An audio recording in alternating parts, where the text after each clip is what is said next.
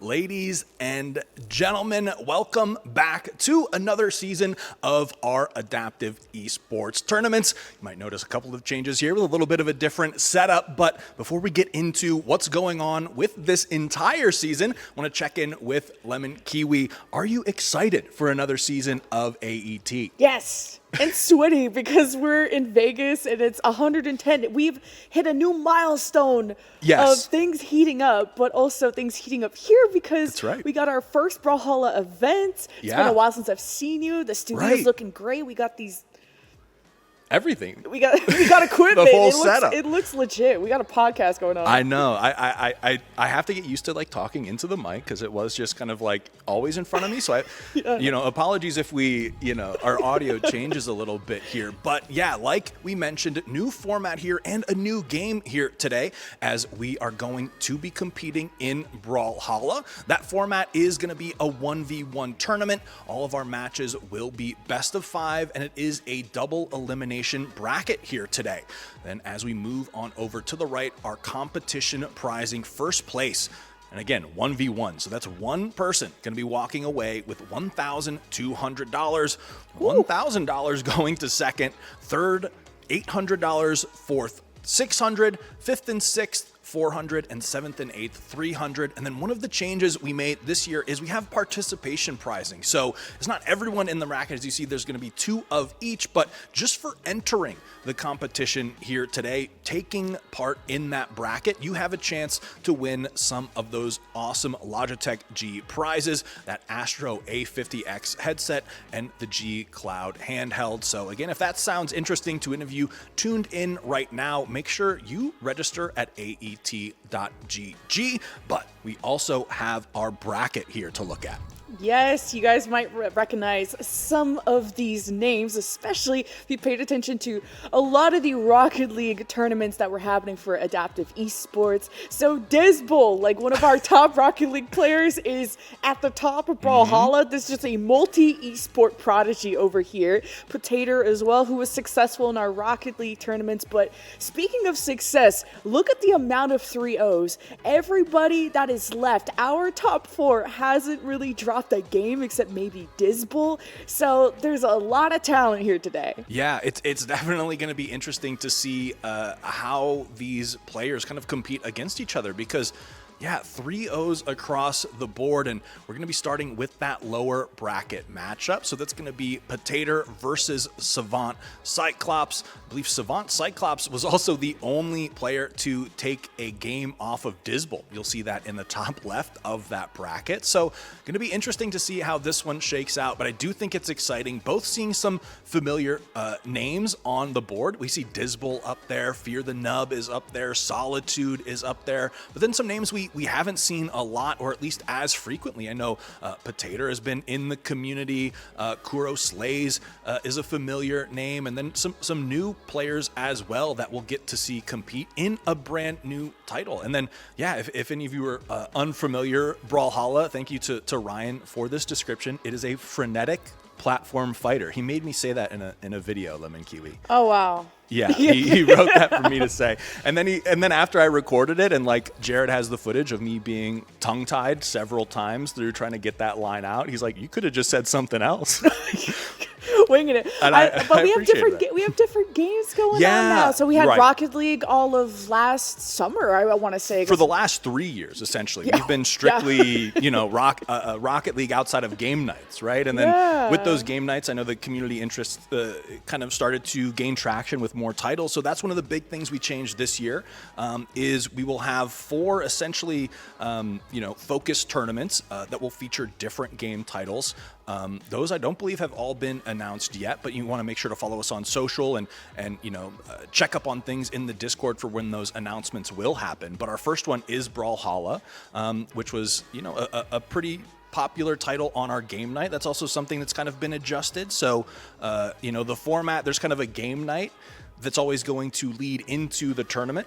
So those will always be tied together where you can kind of get some practice in, some reps in if you're not familiar with the game, and then be able to enter the tournament on that Friday game night, Saturday bracket, and then Sunday broadcast. So there's a great community, honestly. For this to like have a Discord, anyone can join in, even if you suck at the game. Right. You may just sneak your way into the top 8 and get a free $300 for showing up. Right. The community is so nice.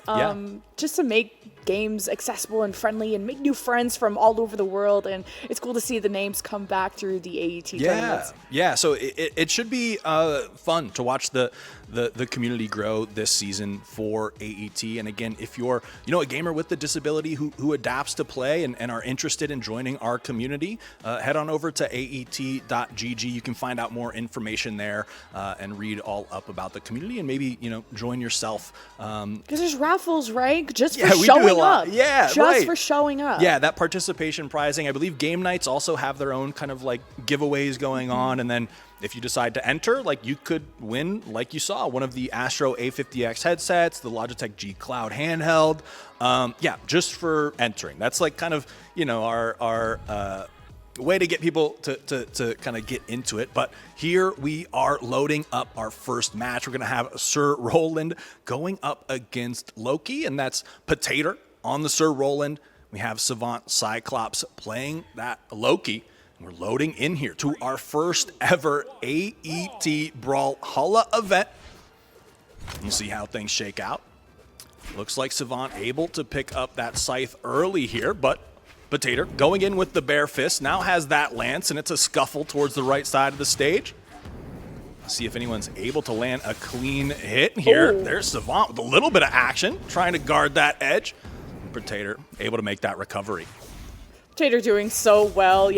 Sir Roland is really balanced and also a versatile character. Emphasis, offense, defense. Trying to get back on the stage, though. Potato has been the one that's been knocked off the most. I feel like in survival mode, I like the horse noises. Almost getting Savant off. Wait, can he float back up? Okay, he climbed back up, but Potato has taken full control of this, almost knocking Savant out. Yeah, Savant looking that bright red, and that's going to be Potato with the first knockout, taking that first stock. So Savant, again, that's the player here was able to take a match off of Disbel in that upper bracket. We'll see if he's able to start to mount a comeback here. For the time being, Potato doing a great job zoning that weapon pickup. But now it's Savant Cyclops trying to get some offense going. Potato neighing back onto the stage, and there's the equalizer for Savant Cyclops. That's great. And with Sir Roland, the lance allows you to just build up a lot of space between you and your opponent, and ideally keeping them away, but without that lance, he's trying to get to the other weapon, and Savant has been gatekeeping, girl bossing, and now Potato just has fists. Bringing your fist to a scythe fight or sword fight is not going to go well for Sir Roland. Oh, Savant wrapping up a lot of damage there. We saw some snakes on the stage earlier, getting in the mind of Potato. Now, having to wiggle through this recovery, trying to get back up, is gonna be able to jump back up. Savant maybe overcommitted, gets baited into the spike. And the tables have turned as Potato is going to be eliminated once again by Savant Cyclops. Just one more stop is all it's gonna take for Savant to take our game one here. This feels like a battle of portal. This is a light versus dark scenario. It does, for right? sure. Yeah, this is epic. Jedi versus the Sith. They got to make a movie about this, but Potato doesn't have the lance anymore, so it's going to have to do a lot of more close-range combat, and you see that he's doing his best to gap close, but Savant with the scythe, he even throws it. Give me the guitars. Those double daggers going in with the grab, knocks him up. Is that going to be enough to do it? And Savant, keep in mind, still has that stock lead, tries to make a hard read on the dodge, but Potato back on the horse here, and that's going to even things up. But Potato is in red, opting for a little weapon juggle here, trying to get a few stray hits in, trying to get down and out, but is knocked all the way.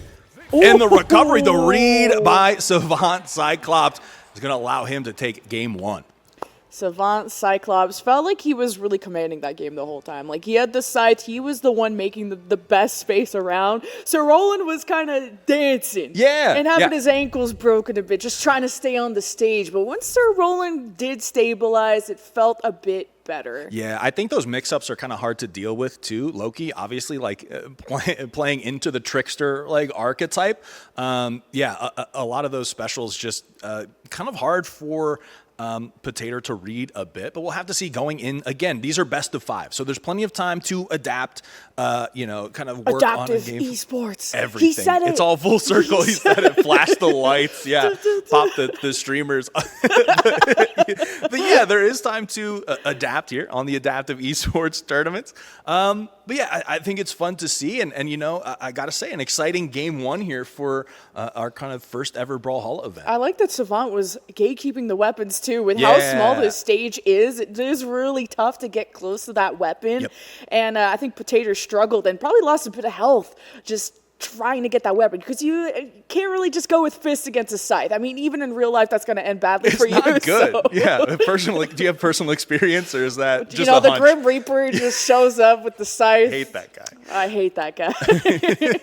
Yeah, I do think, though, that weapon guarding essentially really did come into play, and you're kind of eating free hits, right? You kind of got to make that decision of, are you just going to get camped out and just kind of bare knuckle brawl it, or are you going to try to get in there and scrap? And yeah, Savant Cyclops doing, I think, a good job just, technically as well. We saw him trying to zone out even the recovery by throwing those weapons, kind of not afraid to take those risks at times. So a really fun game 1. And I guess, something for the audience here too is that there are picks and bans in the stages. So in the background, like, it might just be, you'll have characters or even players with preferences on stages. So that can also come into effect. I think we saw on that one, you have the 2 elevated platforms on the left and right. But different stages can, of course, like, affect characters' weapons and move sets in different ways. So, because there's like stages with more vertical, or even just larger platform placement. Yeah, larger stages. You just talk like length, even wall recovery, things like that can all have, like, varying degrees of affecting the outcome of battles. Just and even like sweet spots on certain moves, right? Being able to essentially zone people out while underneath, above. So that, generally speaking, can also affect things, but the players do have the opportunity to pick and ban those maps. So, okay, we're going to have some new characters coming in as well. Little Suri action versus, that's my man on the left there. That's Tezka. He doesn't need a weapon. He just I'm more of a tiger girly. So. Okay. He's got gloves and he's got boots. That's all he's got. You don't have the Sith versus Jedi. I was getting ready to do that. That's okay. They're going at it. That would have been so sick. That was so accurate. I think we need to worry about getting copyright struck if you were to do that again. Sorry, Logitech. It's okay. We'll let one pass. We'll mute the stream if we need to. But yeah, interesting. The character switch up on both sides is a little bit interesting, only because I feel like, Savant had a pretty successful game with Loki there, but we'll have to see how this one plays out. There, the gloves already coming off, unfortunately, for Potato. Trying to guard that weapon, but Sav getting in there. Can the recovery happen? Some up kicks now. Got those boots. Now, those boots are not just made for walking. They're made for kicking. And Potato trying to work his way in. A couple of clean hits there, but Sav with the counter strike throws the weapon at him. I was going to say, wrong game. I'm just kidding. Wrong game? Okay, Savant Cyclops is controlling this entire game, and Asuri really excels in that close combat, and she got claws too. She ready to throw down, and Potato had some really good hits in the neutral for sure before the weapons came up, and as soon as Savant got the sword, it was kind of over. But hey, giving up those claws and hoping to get more range with this sword is working out. But now gap closing is a bit more tougher for Savant Cyclops. Potato is dancing very well around it. Potato struggling a little bit with that recovery, sweating bullets on the way down. And that is kind of, something with Tezka. You really have to get in there and scrap. And Savant just has a little bit of the range advantage, able to zone slightly. There's a good little turn of events, but Cyclops was able to pick up that weapon. Tries to chase him down off that stage. And we'll see as Potato tries to land some solid hits here. getting in, poking a bit with those lights, but Cyclops just able to get these little chip hits in. Oh, that's a big hit. A big hit. Gonna knock Potato all the way off. There's the grab. Can he get the spike? Tried to go for it on the ledge there. Wasn't able to connect. A good recovery from Cyclops. About to get your eyes clawed out. Man, Potato is just down hitting Savant here. Oh, with the final hit. Okay, we are equal to 2 stocks each. Yeah. And remember, this will be Savant Cyclops going on match point, series point, if this goes their way. And Savant Cyclops is controlling the stage. It's just a matter of time. Yeah, just like that. Was equal, but had all that additional damage onto Potato, so just needed to land one clean hit there. And now it's up to Potato to try to get this comeback going. Has the gloves, looks for the grab, doesn't able to land. Tries to hit that down air, trying to fish for some of those hits just to get that offense started. Nice little recovery. Savant just looking more and more comfortable, though, as this match goes on. Potato starting to get things going, but Savant Cyclops just being so elusive with this movement. Really spacing out Potato here. Again, trying to go for that grab. Getting some body shots in. Has him in that orange, but again, you see Savant Cyclops, that life in the upper right of the screen. Potato starting to get into knockout range, and that's gonna be it. GG as Savant Cyclops goes up 2-0. Just really great spacing out of Savant. Like, whenever Potato would go for like a neutral leg, then Savant Cyclops would jump on the other side and hit him with a crazy combo. And that's the speed that Asuri can really bring to this matchup. Yeah. Of trying to keep up with Asuri is so difficult. And Potato was just starting to have really good escapes, good dodges. But in terms of retaliation, that's where Potato had a hard time against the speed of his opponent. Yeah, and I like the character switch up too from Savant Cyclops there. It's like, okay, like maybe you had a game plan into my Loki. Well, I'm just going to switch it up. Like, I got another strong character here I can pick. So I think that made it tough for, Potato to kind of adjust, make those kind of in-game calls that he might have been trying to go for with the Tezca pick.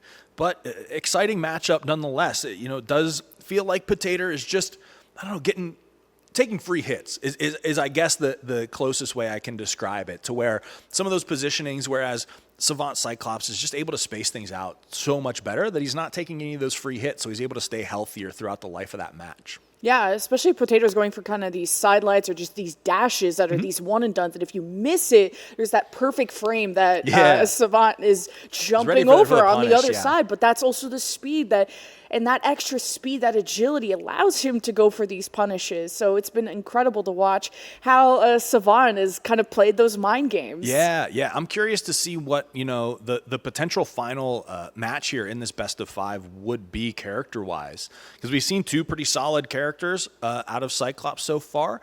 Potato also not, looking bad in any sense, but, I just wonder, is Potato going to go back to the Roland? Does he have a third pick he's going to try out?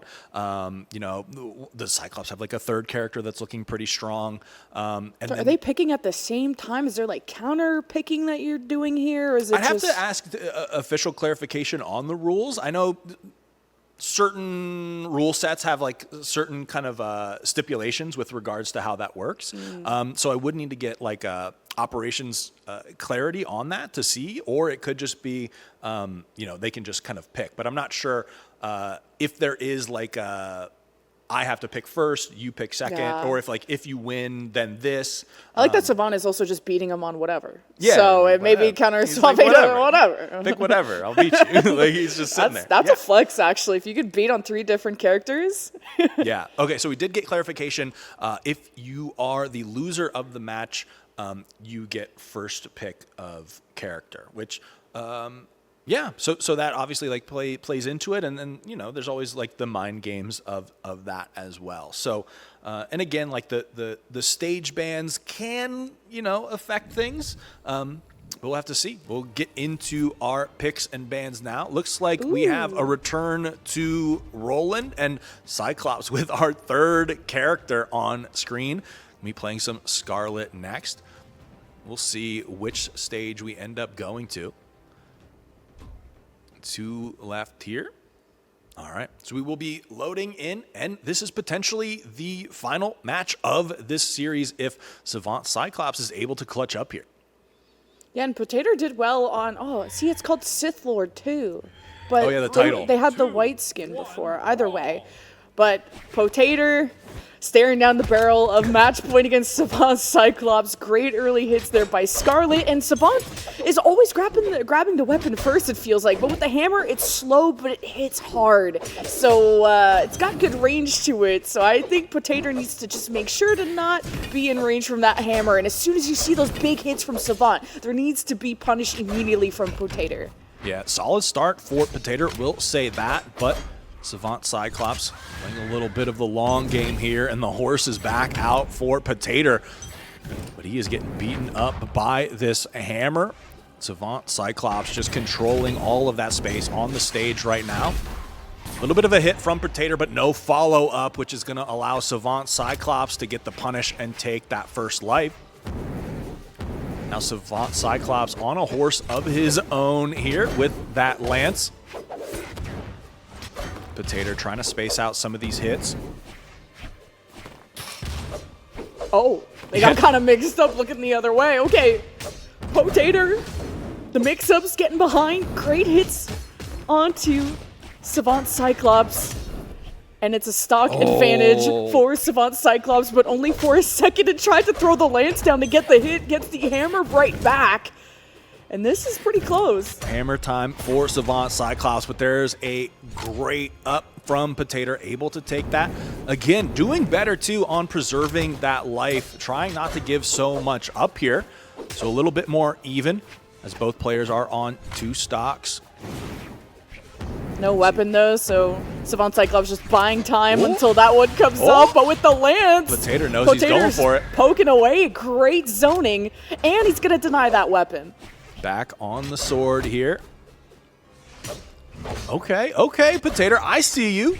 Starting to pick things up a little bit. The juggle, okay. Oh, but it's still just about even here at 2 stocks. But Potato, he learned how to control that space, and Savant is now having to make the adjustments. But as soon as he picks up that lance, Potato goes down another stock.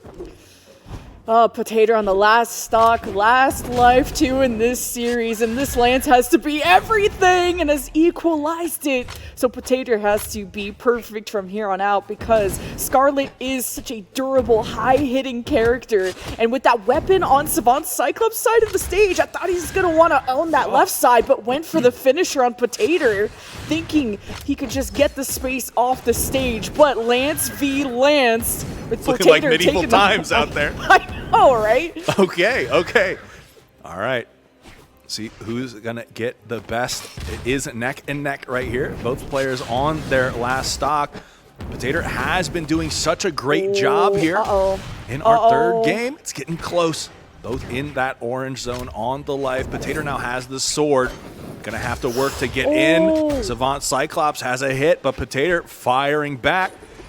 Opts not to chase that one down.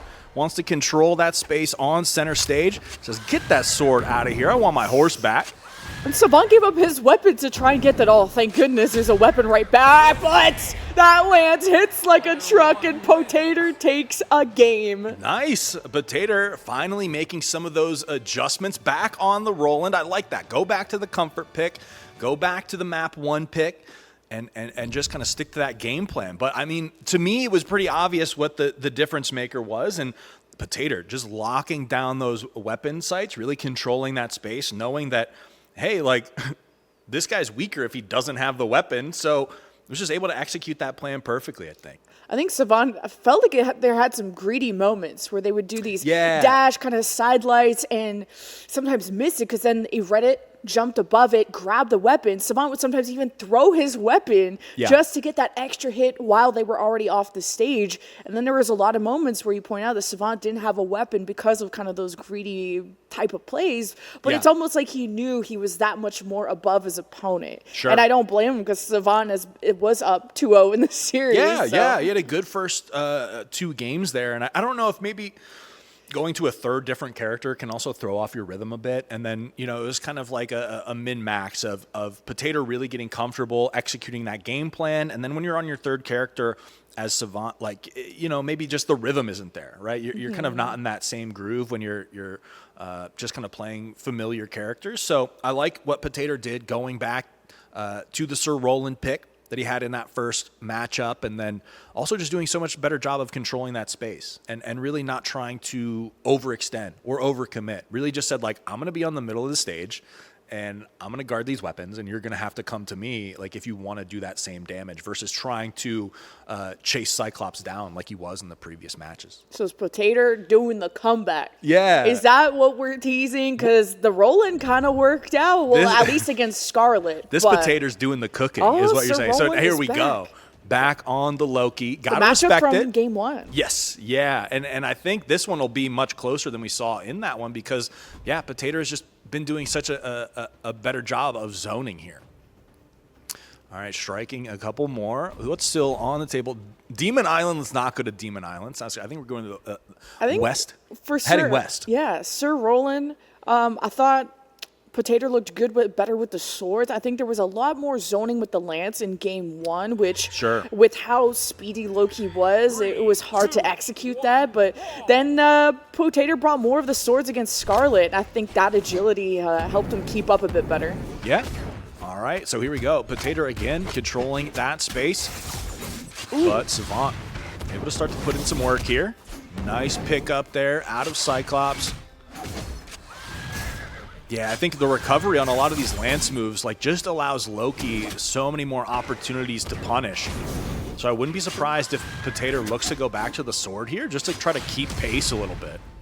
Yeah, Potato's kind of doing the same dash to try and gap close, and I think Savant is reading this very well. So now there's the sword from Potato trying to match fire with fire. This snake, though, is kind of 2v1. Savant has been hitting those so well. So very good early damage from Savant.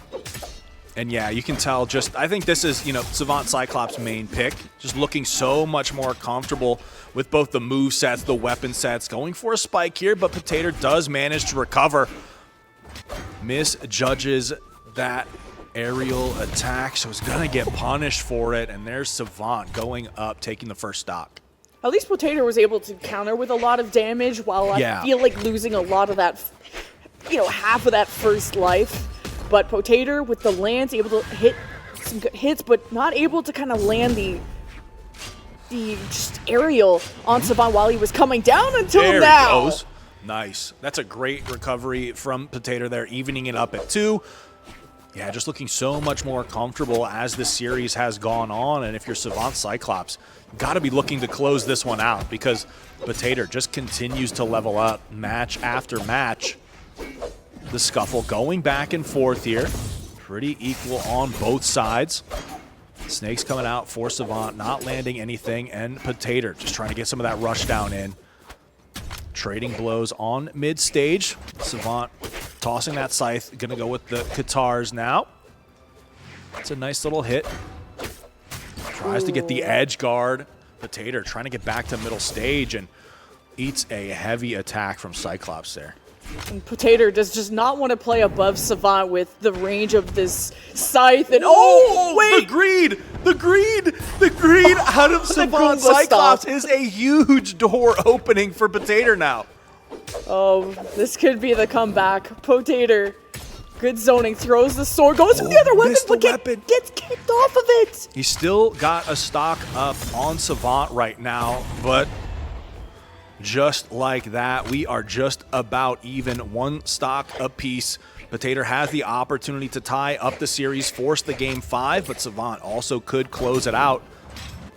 Both with the faster weapons now.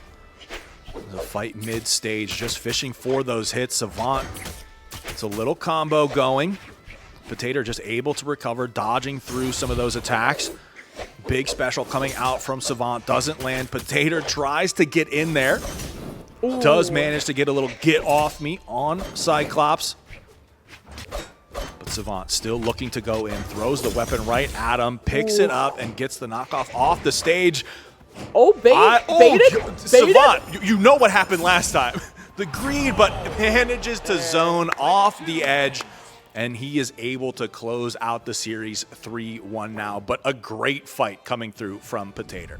That was really exciting. Just a lot of the action happening off the stage at that point. Yeah. And I saw that Potato just had issues trying to get off those platforms because with the side they was hitting him, and he just couldn't get down. Yep. But once Potato was on the same level, the same plane, it felt more of like an even battle. For sure. But mechanically, man, Savant is like he built differently. I was worried he was going to crack when he SD'd off the side. Like he went for it would have been sick. I won't lie. It would have been sick if he got that spike and got the kill that way. But then, like, you SD there, and it gets a little dicey. But he was able to maintain the mental, like, refocus, close it out. But that was closer than our game 1 matchup, it felt like. For sure. Yeah. Oh, for sure. But Potato just, I think he just started to get more comfortable, for sure, and kind of had that, able to guard those weapon spawns a little bit better.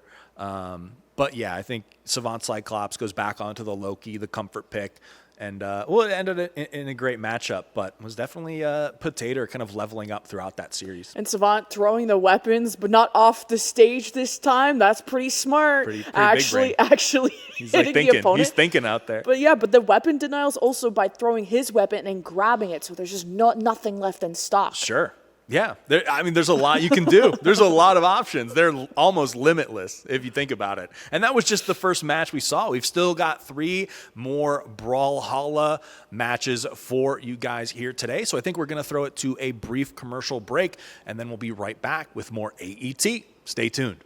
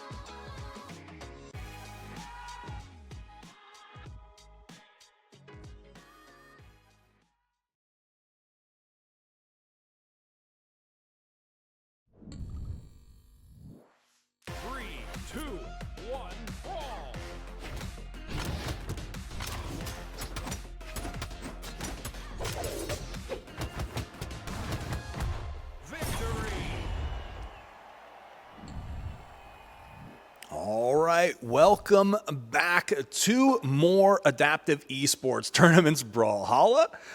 And I got to say, after that first matchup, I'm excited to see more, and we're going to have more familiar faces as well. I believe we're going to be going over to Dizbul's match on the bracket next here. So as we can take a look, yeah, and things getting closer. We kind of mentioned at the top of the show, a lot of 3-0s, but Potato able to take that game off of Savant.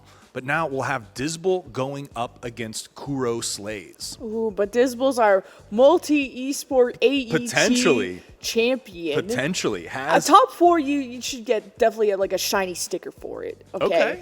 Potato is out locking in the 4th, but Savant Cyclops in the top 3. We got to decide who's going to the grand final for that shot at $1,200 for first place. You don't got to split that with any other stinky teammate. That's just hitting the bank account. To you. That's hitting the bank account. For more cosmetic skins and direct whatever. Deposit. Yeah. The direct deposit there is really cool because it does kind of up the stakes in a way for the 1v1s. But yeah, Dizbul against Kuro Slays. And what's I think interesting, Dizbul did put Potato into that lower bracket.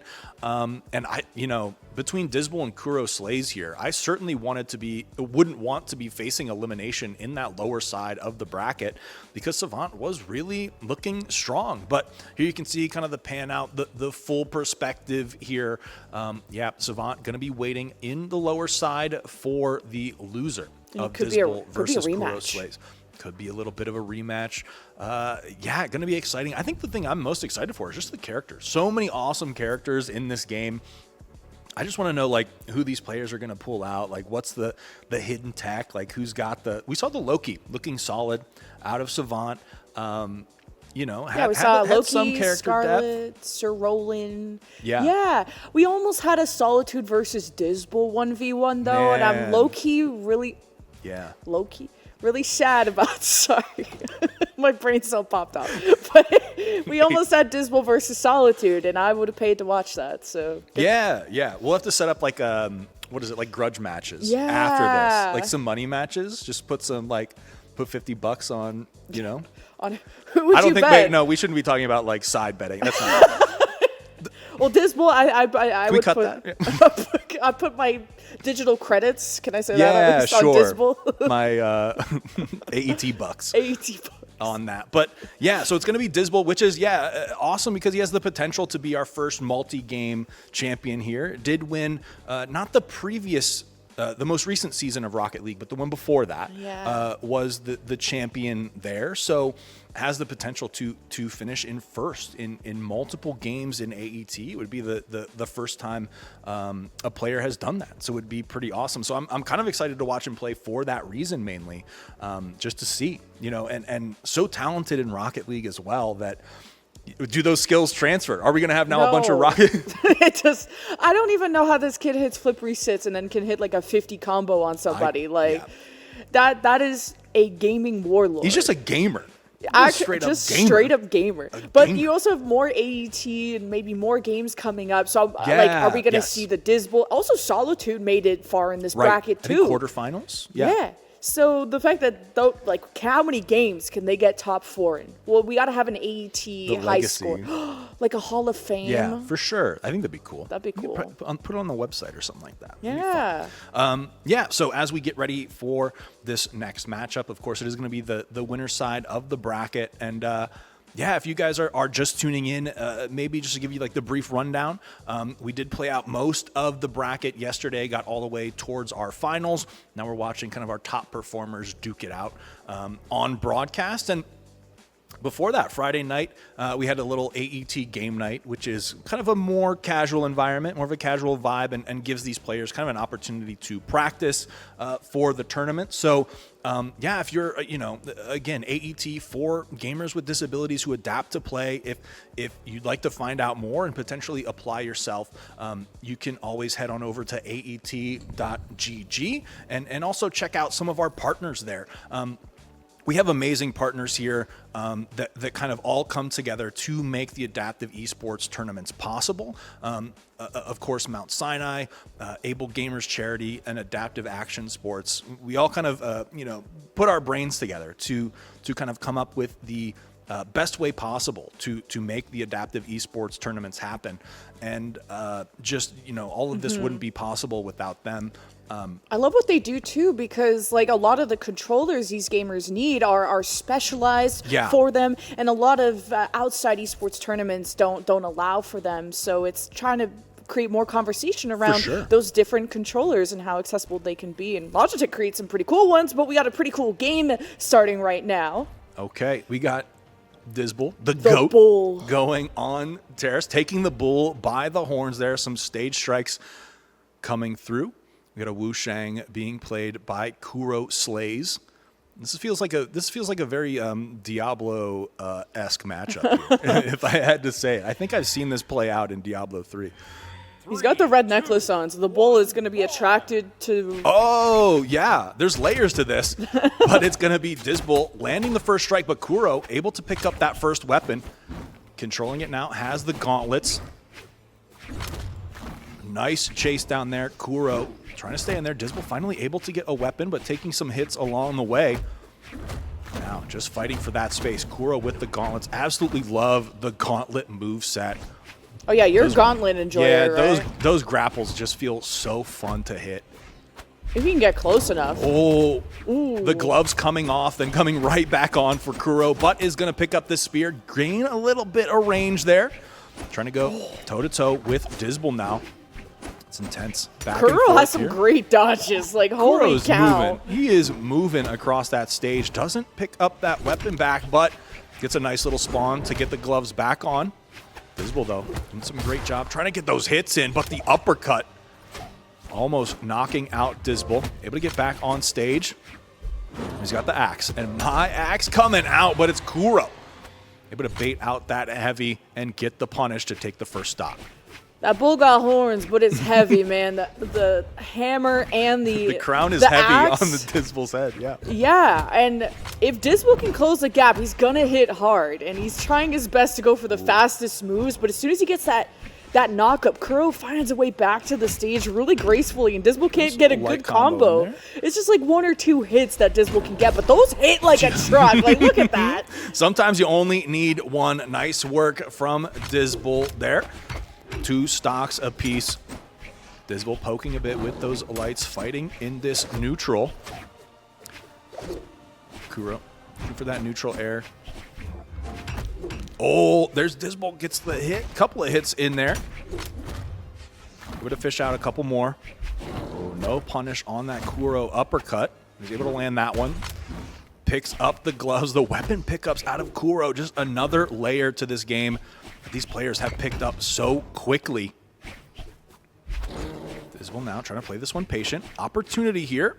Kuro is without a weapon, but able to sneak that spear. Put us back on even footing.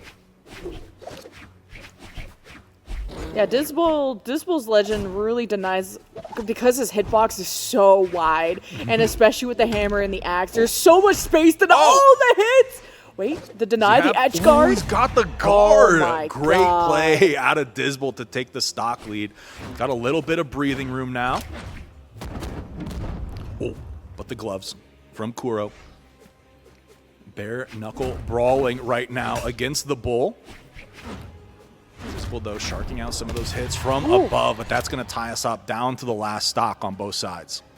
Yeah, Kuro's taking some damage, and Disbel is going to have to buy time. What timing there of just the hammer showing up. Disbel also has a lot of defense, a lot of resilience on this character, so he can take a lot of those brawl hits, and I think that's why Kuro desperately needs to make a combo happen with this spear. It's great movement, great dodging, misses the spear throw, but got the gauntlets out, and it's close quarters. Disbel wins the edge, and now it's Kuro at a disadvantage, but Disbel try to hit him down and missed. Kuro's back on the stage. Disbel's not, he's going for the home run with this hammer. Yeah, he's swinging for the fences right now. It's a nice hit against Kuro. Tries to guard. Oh, okay. A little exchange of weapons there. Kuro able to pick the gauntlets back up. Disbel with the axe. Nice job evading that special coming through. Kuro following up with a couple lights. Fishing for a couple hits. Disbel does have a slight life lead, and there is the finisher as Disbel takes the first game in style. Yeah, just like I said, a lot of defense, and if Disbel could land those hits, it was going to do a lot of damage. And I think the Wu Shang, it was very stealthy, and not stealthy, but very agile knowing how hard of a hitting character Disbel was playing, had great spacing, good dodging, and once they got to close quarters, it became closer. But again, Disbel does a lot of damage and is going to out-brawl the Brawler, unfortunately. Yeah, Disbel has more of those just like get off me once he lands a hit. It kind of resets everything. Yeah, and then Kuro has to work his way back in. But when Kuro was able to get that offense going, was looking pretty dominant in that first matchup. But came down to what, one stock each, and not a lot of damage from Kuro. Pretty even on that final stock for sure. So yeah, I think we're in for another exciting series here. But man, the thing that gets me is how quickly, Disbel, typically a Rocket League player. That's what he's known for, but able to pick up. Hitting a flip reset on his head on the stage. Head flipped. So new brawlers coming out on either side here. Sidra for Disbel, and Kuro also switching things up. We're going to be heading to the ramen shop, Miami. Ooh. Get a little snack on the way. I was like, why is Miami known for ramen? In this universe, it is. They have the best. Best in the biz. Sidra, super versatile, agility. 3, 2, 1.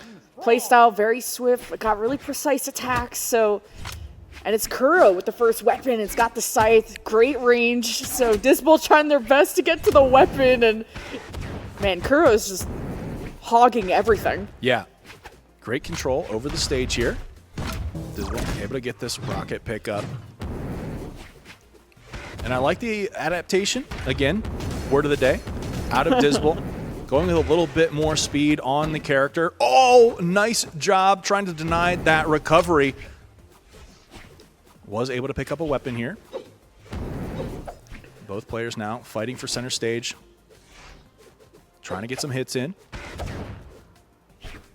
So Disbel's character is very good in the air and has great options of going for range, but Disbel right now is trying to brawl close and protect this weapon. Ooh. None for you, and with the signature almost throwing Kuro off. Kuro is just one good hit away from losing the stock, and that'll give Disbel an advantage. Both of these guys are in the red, and Disbel, it was like an inch away, misses the downlight, but Kuro could have the advantage getting back up. Disbel, again, very good in the air, now has the cannon. Oh, got the cannon. Connects on one. Trying to control that space now. With those cannon shots. Again, great job from Disbel trying to control the space around that weapon. But equally, Kuro working his way back in. It's going to be Disbel, though. Striking first on that stock, but took a beating here. So Kuro really just needs to land a couple more hits to even this up. Disbel going on a tear. Couple solid hits. Let me see that neutral. Both players fishing for that, but with the scythe, Kuro going to even things up at 2. Now Kuro with the lance. Just trying to keep Disbel from getting too close, especially with those fists, so Kuro can get free damage, but now with the cannon from Disbel. This is a lot of poke that Kuro was desperately trying to avoid. So good at getting them to the edge of the stage. Disbel brawling their way back to the center with the rocket, getting some misses on the Kuro, but now there's another weapon available for Disbel if they wanted something better at close range. But Kuro dancing around the platforms too, not being able to hit this lance for quite a while. Disbel is just too elusive. Yeah, even with that mix-up, the cannon pickup. Now we're going to go with that sword. Oh, great spike from Disbel. That's going to be another stock taken from the Kuro stockpile. Now going back to the cannon. Kuro, just with the kicks, able to get a couple of hits in there. Does manage to pick up the scythe, and Disbel has been struggling against this weapon. Great edge guard coming through from Kuro, really controlling space here. Disbel getting a little antsy here. Kind of overplaying his hand, looking for these hits. Yeah, both these legends really thrive in the air too, so both are looking for that juggle and getting back to the stage as Disbel knocks Kuro out of that up air. And the cannon. Yeah, the cannon's keeping Kuro at bay, and Kuro's dip dive. If you can dodge a rocket, you can can only dodge rockets for so long. As we're back to one stock apiece, going down to the wire yet again. Kuro has the speed with that scythe. Going to go back to the lance. Great air dodge from Disbel to avoid that follow-up. Ooh. Disbel starting to get the reads here. Trying to fight around these platforms. Ooh. Anchoring down mid-stage, but Kuro lands a couple of solid hits in there. Now without the weapon, Disbel's going to have the advantage guarding here.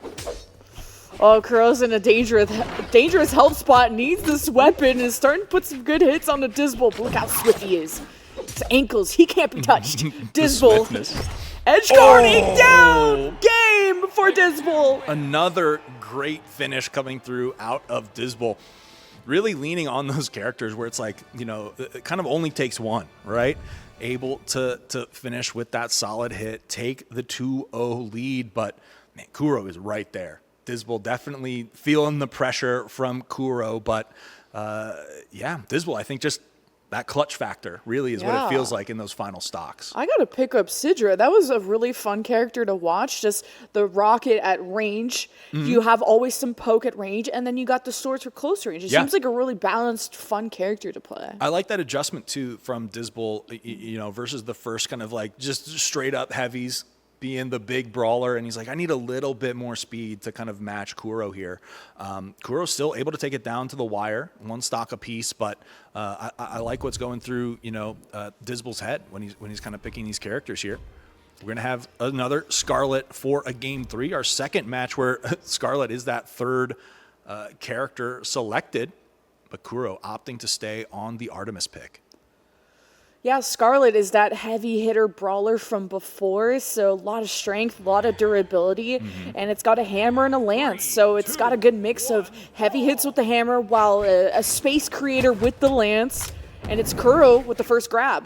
Yeah, both players here also opting into the additional defense, as you saw on that character loading screen. We got a little lance versus lance matchup here, the medieval times, in full force. With like war in the background, like something's on fire. A lot.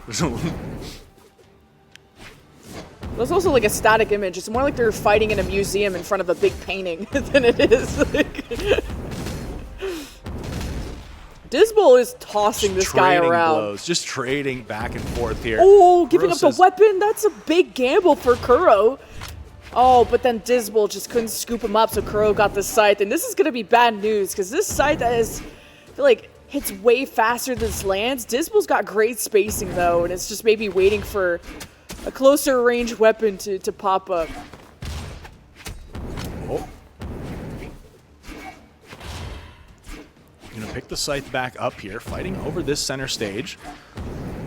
Both players equipped, though. He's gonna have to see. Nice solid hit out of Disbel there. He's going for that hammer. Ooh. I'm surprised Disbel is getting dodged for this long. Finally, that big hit. That is what Kuro's been trying to avoid this whole time. 3 stocks to 2. And Kuro's a lot of ground to make up for. Oh, it is Kuro, though, able to pick up that weapon drop. So Disbel now on the run for a bit, but does have the spawn in here. Able to get that hammer, doing a great job of avoiding Kuro. Kuro getting a couple little hits in there, but not a lot of follow-up. Get Disbel now, make this recovery.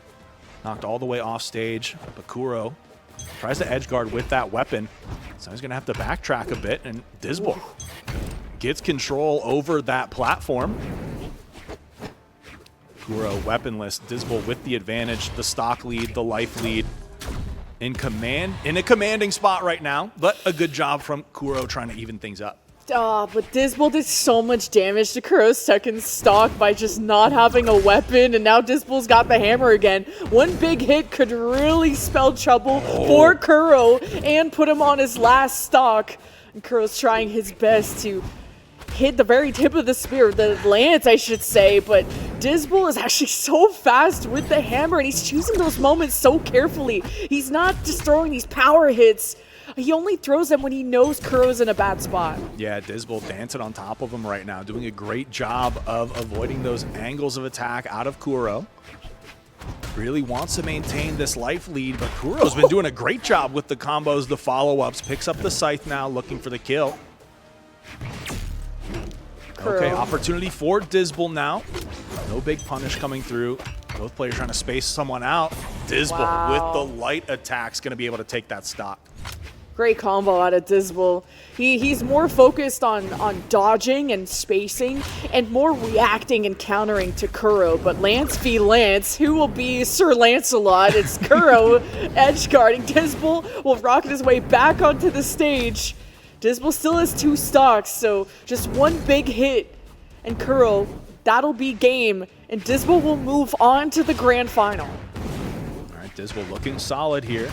Has not got a hit yet. They're finally able to connect with Kuro. Just trying to control center stage right now. Oh, Kuro, but Disbel has the recovery. No weapon, however, but does a great job of avoiding Kuro so far. Able to pick up that hammer. Oh, almost. Disbel could have connected with that. Would have been huge. Always get nervous. Kuro's getting nervous. Just the mid swing, getting caught by back-to-back big swings. Disbel to the final. Disbel in a grand final yet again on an entirely different game. 3 different characters as well. Disbel looking very solid on that run to the grand finals. Yeah, just Disbel knew when he could go for those big swings and just as Kuro was landing into him. So again, just Disbel has such great stage awareness of when to go for those high risk, high rewards, especially with a hammer. It's tough to pull off. We saw a lot of matches that way. Yeah, Disbel also doing a great job of just like adapting to where he needs to be on, play the confetti, adapting to where he needs to be on the map to avoid like where essentially like Kuro's strong suits are, which is what like kind of stood out to me the most was Disbel's spacing and where he was able to like put himself on the battlefield essentially. So it's going to be exciting. Potentially, you know, rematches on either side. If Kuro can fight his way through the lower side of the bracket, there's a potential for the rematch in the grand finals. But yeah, I mean, Disbel looking solid. All these players really looking solid here today. And for Disbel to get a 3-0 on finals day, he is warmed up, ready to go. Yeah. And even when he had that advantage on the stock, he was doing so much damage to that brand new stock of the new player that Disbel got further and further ahead as his opponent got more and more nervous. Yeah. Disbel looking solid, marching closer to that $1,200 first place finish. And potentially our first multi-game AET champion. But we've still got another match to play before we get to that grand final. So we're going to throw it to another brief commercial break, and we'll be back with another Brawlhalla match. So stay tuned.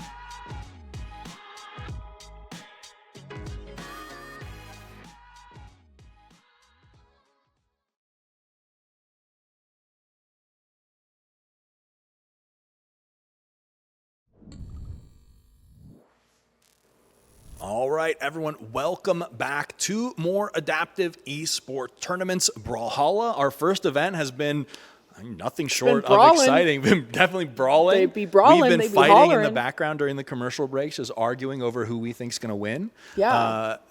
I won.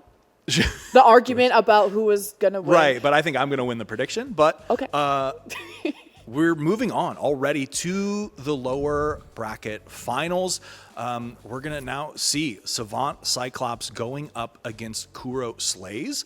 And just after kind of like, what we saw out of both of these players, both looking very solid, little bit of a similar pool in terms of characters as well. So we might see some mirror matches. We'll have to see. The Lance, I think, is definitely Lance characters heavy presence here. Yeah. Throughout the finals. It seems like a lot of players kind of favoring that play style. But again, this is elimination, and whoever wins has to move back up into that grand final to face Disbel. So we'll have to see how this one shakes out. I think it's tough to predict because there's so many variables. We could see new characters, all sorts of things kind of coming into play here. But I will say, Kuro Slays looking maybe a little bit more aggressive than what we saw out of Savant Cyclops. So we'll have to see if that factors in here into this this matchup. Savant's looking on fire too, though, and he wants that rematch against Disbel so bad. That was 3-1 in the quarterfinals in favor of Disbel, so we'll see if Savant is playing better on the day because most of this bracket got played yesterday, and I think our players are looking way better today. Right, and whoever wins, it's a rematch with Disbel too. He's kind of been, at the top, just kind of, steamrolling through the winner's side of the bracket. So no matter who wins this lower bracket final, both will have a shot at a redemption against Disbel. So that'll be interesting because especially, the Savant versus Potato matchup, we did see Potato start to inch his way back in, start to kind of figure out these players, get the download on what they're going for and kind of launch that counterattack. So, I'd expect something similar to happen with the rematch against Disbel.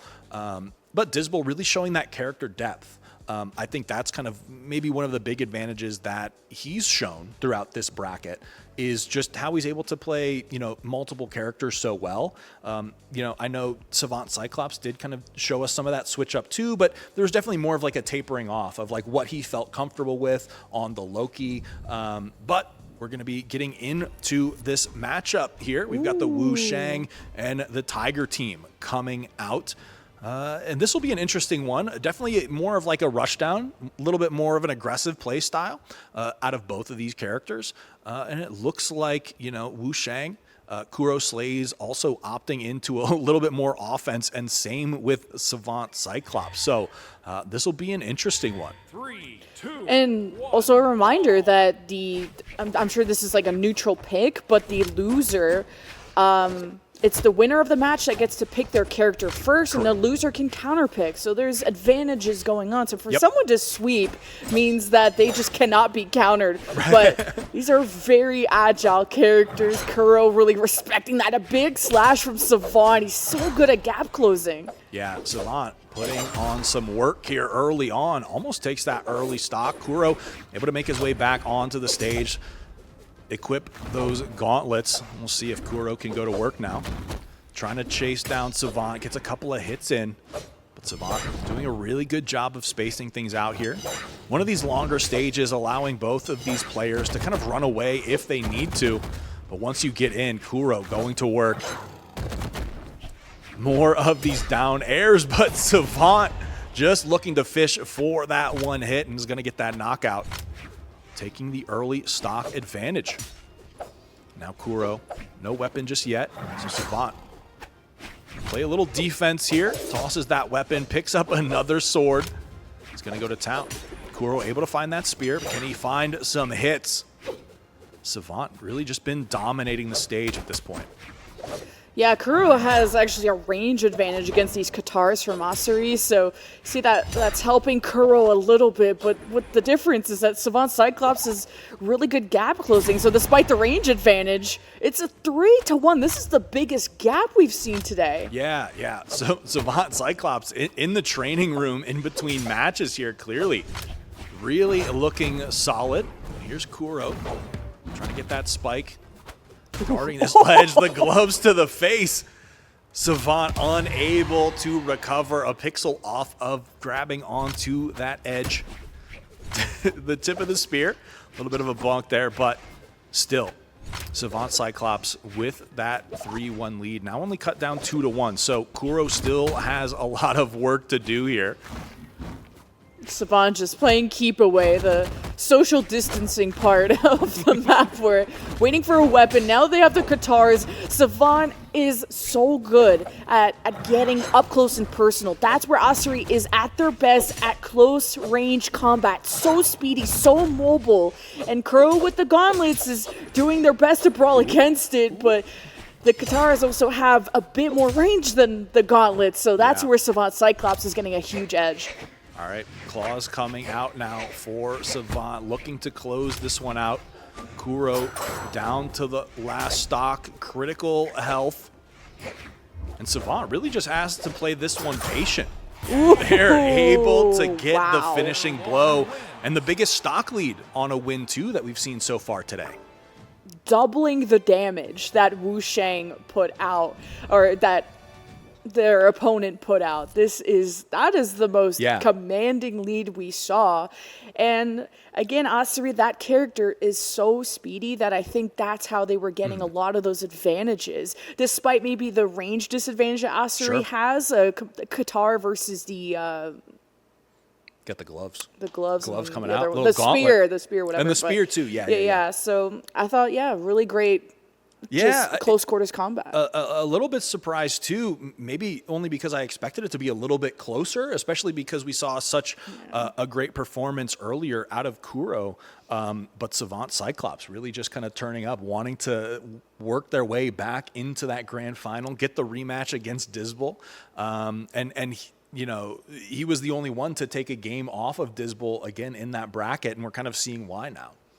Yeah, so I'm wondering where Kuro is going to go, knowing that on the other side, it's a lot of agility and a lot of pacing that he hasn't been able to keep up with, and taking so much early damage, because especially we said that the Asuri is doubling the damage right now. Sure. So can you match fire with fire in terms of speed with speed, or are they going to go for a more punishing type of legend? Little rock, paper, scissors action going on. We'll have to see if Kuro opts for something a little bit more defensive. Because they can counterpick now. Yep, absolutely. So they have that advantage. They get to pick second character, so they can see what Savant Cyclops is going to go with. Or, I don't hate the idea of just kind of staying with that Wu Shang and kind of locking in is always an option as well. Going to be an interesting game number 2 as we get that one ready. But all these players kind of, you have our top 3 that we're looking at right now, and all of these players walking away with some cash. So, it's just, it's a matter of who's going to clutch up in this second matchup. And maybe, Kuro just caught a little bit off guard coming right off the loss from Disbel. It can be tough to kind of come off a loss and refocus a little bit. So Savant just really able to take advantage of that. I think either way, going to be an exciting one. Gonna have to see. Competition's getting tough. Yeah, it's really coming down to more of those technical details at this point. It's not just I'm playing better kind of thing. It is more of that range versus defense. Like how is all that interweaving? And it's certainly fun to watch. In a way, I'm a little sad. It's just like, this is the one. Previously we've done like Rocket League for the whole season, but now with the new format, it's a give and take. We're going to get more games. It's going to be, some more variation and some potential like repeat winners if Disbel can clutch up. But just with the way this has gone so far, really fun to watch. Makes me wish we weren't already so close to those grand finals. And I like it. Stick with the Asuri versus the Wu Shang. Maybe look for a little bit of a shorter stage if I'm Wu Shang, just trying to cut back on some of that spacing that Savant Cyclops was able to execute. But it looks like we will be going to Demon Island for our second match. Oh, what a fun vacation. Where are you going? Island. Oh, yeah, I went on my honeymoon at Demon Island. It's just the name. It's actually really nice. Yeah. Remember when you're like, if you were really good at a game, you were like a demon on the sticks? Yeah. We'll see if a Savant will still have the speed advantage. So with Wu Shang, the gauntlets have really good combos to them and good edge guarding. I think Astori doesn't have as good of recovery options, so if Kuro can get Savant to the edge of the stage, there could be an advantage there, but immediately giving up the gauntlets for the spear to just try to have better space control. Yeah, Kuro coming out energized with this one. Way better initial spacing, kind of controlling that center map, controlling the weapon spawns. Nice little up air. Going to be trying to zone out Savant, but as soon as he gets control, man, Savant Cyclops, it is so tough to kind of get that tempo of the match back in your favor. Kuro now does have the gauntlets, but is going to have to fight to get in. Little bit of a punch-out action there. Savant going to have the recovery, but out of recovery, able to land at least back on the stage, get the weapon pickup. And now these two players just going to be duking it out. Great pressure from Kuro, though, landing those big hits, making this look like a way closer first one and taking the first stock. Kuro has already made those adjustments of being more careful and more aware of that speed and agility that he has to counter and not just run into. Because that's how Savant is getting around it, using his speed to actually counter, and Kuro's going toe-to-toe more with this now. Yeah, definitely looks like Kuro is more comfortable out there and has a little bit of, life to work with.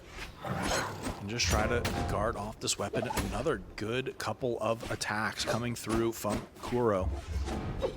Such good damage from Kuro. Like, as soon as he heard the signature missed out of Savant, he had Savant to the side of the stage. Kuro is taking full advantage of this moment. He already has Savant almost back in the red, and Kuro hasn't lost the stock yet. Yeah, Kuro doing a great job till now. Here. And you know what? But you'll take that, right? Getting Savant into the orange health and equalizing the stocks. I think, Kuro kind of just, it's like a pacing adjustment. He's really not doing anything too different, but just kind of choosing his battles more wisely versus just trying to straight up rush Savant down like he was in that first game. So those claws can hit really fast, but Kuro's gauntlets hit harder. So if Savant gets comboed, and stuff like this may happen. That's why Kuro's just doing a lot more damage right now. Has Savant in the red, who's just trying to dip dive and dodge and look for those small windows of opportunity. And as soon as that signature misses, Kuro punishes. Yeah, great whiff punish there out of Kuro. Going to maintain or take, the stock advantage back. Have to see, putting in work with that spear as well. Savant Cyclops might be looking a little bit frustrated here that game one, which felt so easy, is now being contested so heavily by Kuro Slays. Gauntlets coming in, looking for some of those grabs. Not going to be able to connect. Savant switching it up, going with the sword to just have a bit more range and hoping to keep Kuro out of hit distance, but Kuro's going off the stage, and just with some well-timed attacks, Savants can do some really good edge guarding, and Kuro gets back on the stage. Kuro in the red. We're almost back to 1-1 stock, and Savant's trying to do the finishing blow right now, but having issues edge guarding. Now that Kuro has the spear, this is going to be less close quarters than the claws versus gauntlet. Yeah, Savant still has some distance to make up here. Kuro doing a good job holding on to this life, but okay. Savant in the red. Kuro, the fresh spawn, 1-1 in the stocks. We'll have to see if Kuro can end this one with that life advantage, or if Savant is going to be able to find their way back into this match. Oh, Kuro got denied the weapon protection there, so Savant has something to use to fight their way back. With Savant's in the red, knowing Kuro could just hit him off the stage with one powerful blow. But Kuro with the signature to end it and tie our series. Yeah, definitely the closest series we've seen so far, and a great job by Kuro just being patient with that signature. And kind of like, it's...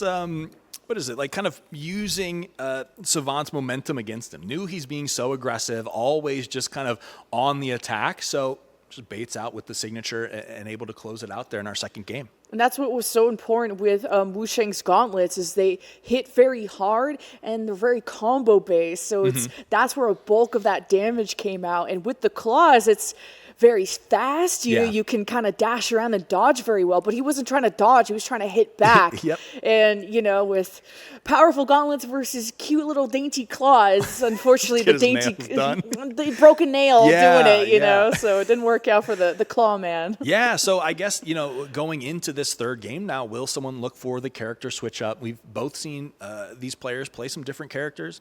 I wouldn't hate to see, another matchup of the same one, since it has been Might so as well back and forth. finish it where you started. Yeah, we'll have to see it. Maybe it's a confidence thing. Maybe you want to try to throw your opponent off in terms of pacing, just give them a different look.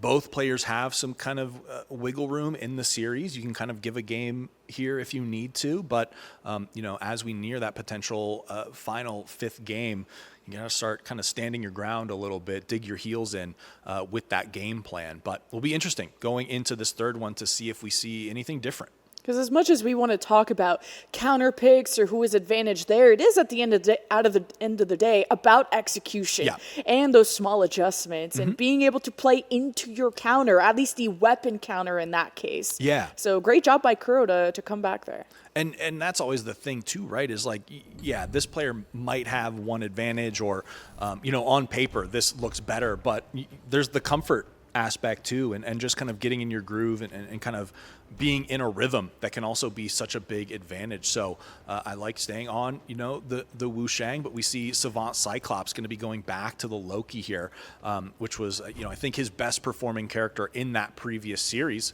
And we've got one more strike. We'll head to the Western Air Temple for our third match.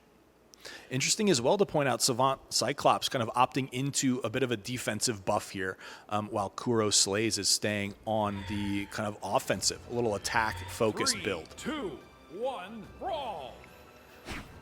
And this series is tied after a most recent win out of Kuro and a 3-1 stock advantage that Savant had in game one. So now the field has to change, Savant has to change, and he's so much more aggressive, even using the platforms to come down on Kuro. But with the gauntlets again, Savant doesn't want to be in grabbing range and couldn't recover. Kuro's down to stock so early. Yeah, just a fortunate kind of sequence of events there for Savant Cyclops, having an early stock advantage.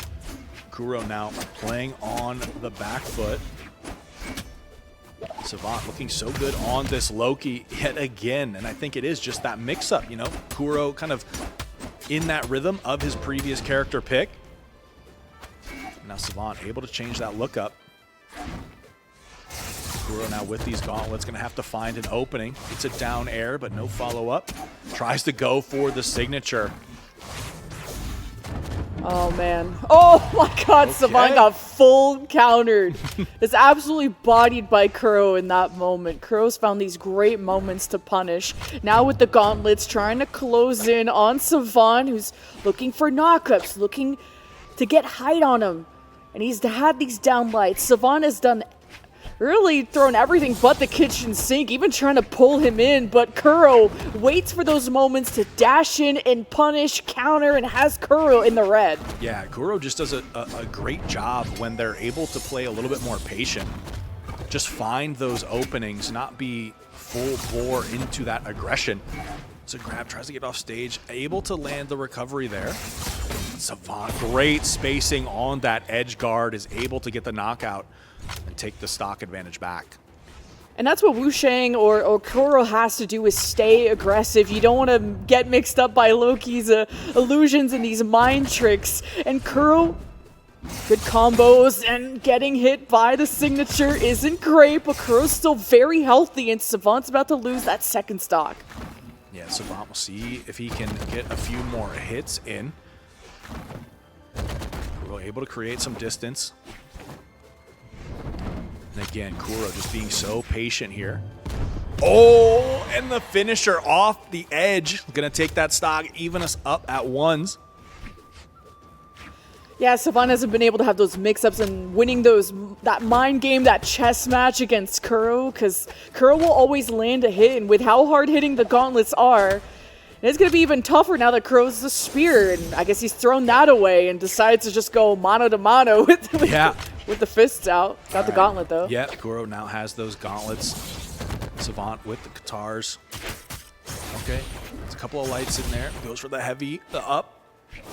Kuro able to get back on stage. Savant not looking to chase that one down. Slight life advantage for Savant at this point, but Kuro has those combos. No edge guard there, so able to recover. Not a big punish. Looking for the read on that roll. Savant now trying to guard that weapon. Able to pick up the scythe. Thought Kuro was going to try and recover on top of the platform, and Savant overcooking a little bit until just the kick to the head. Savant back in the lead in the series. All right, again, Savant looking strong on that Loki. Just has that move set that is able to, kind of change the pace of play when need be. So Kuro going to be one back in the series. Savant looking to close this one out, make his way back up to the grand final. And it has been a long lower bracket run for Savant. So if he's able to clutch up here, be really quite an amazing performance throughout the bracket for him. Yeah, that matchup of the Loki versus Wu Shang, Savant going for a different pick, that was really fun to watch. I think with the scythe, I thought that was honestly going Wu Shang's way for a while, which is how hard hitting those gauntlets were. We've talked about that's what made Kuro so deadly in that game too. But with the scythe, just being able to get Wu Shang more in the air and in these uncomfortable positions, and they both had to play as aggressive as possible, and it came down to just really good movement that eventually this Loki, this Savant is back in the driver's seat. Yeah, and just that edge guard so good too with the character pick. I think it just kind of made it so that Kuro didn't necessarily put himself in those perfect positions like he was before. So just like a minor miscalculation or just, a great read by Savant as well to kind of get that final KO. But yeah, now it's time for Kuro to really step up. Has to try to force the game 5 here.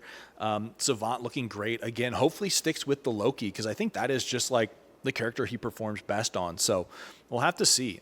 Again, he's got a little bit of wiggle room, but no one wants to go to the game 5 if they don't have to. Yeah. Unless you're Kuro, like you want to. But I think Savant looking to close it out here.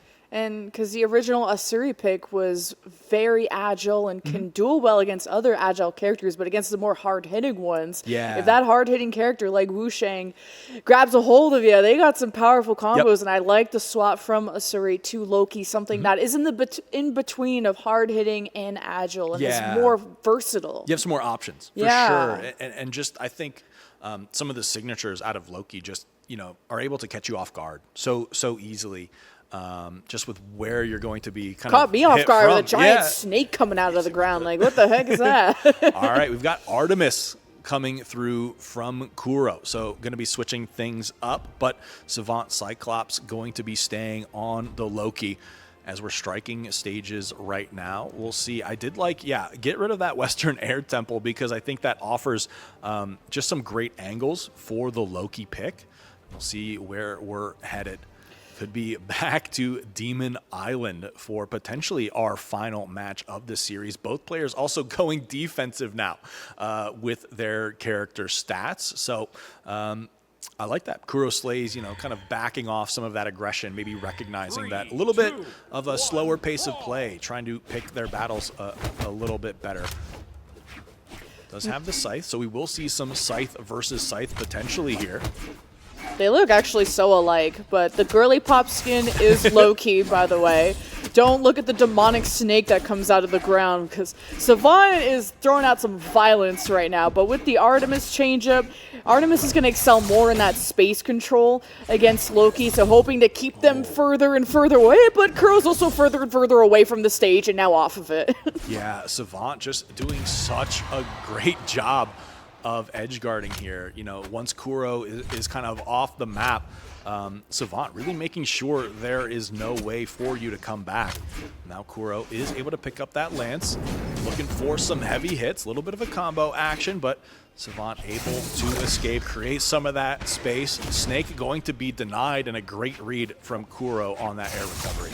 Yeah, Savant's trying to create those windows of engage with those signatures. Now is the flow back to the stage without a weapon, and Kuro with the scythe, not able to zone them off until getting that big hit and evening us up 2-2 stocks. Yeah, great job from Kuro there. Love the heavy hitting lance, able to close out that stock.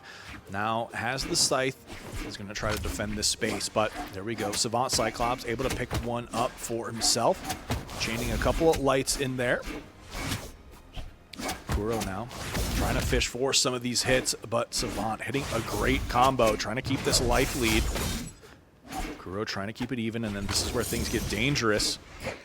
Once Savant has you off the stage, Kuro fighting to get back to center stage. Unfortunately, throws off that weapon.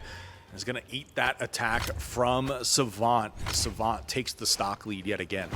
Yeah, Savant is playing kind of this trickery play style so well of really making Kuro think twice. Now Scythe v Scythe, this matchup is all about space control and fighting for that. While now we're at 1-1 stock, very healthy on both sides, but Savant doesn't have a weapon. It's still going to be aggressive nonetheless. All right. So Savant going to have to try to protect this health for a little bit. Kuro, though, doing a great job controlling these weapons.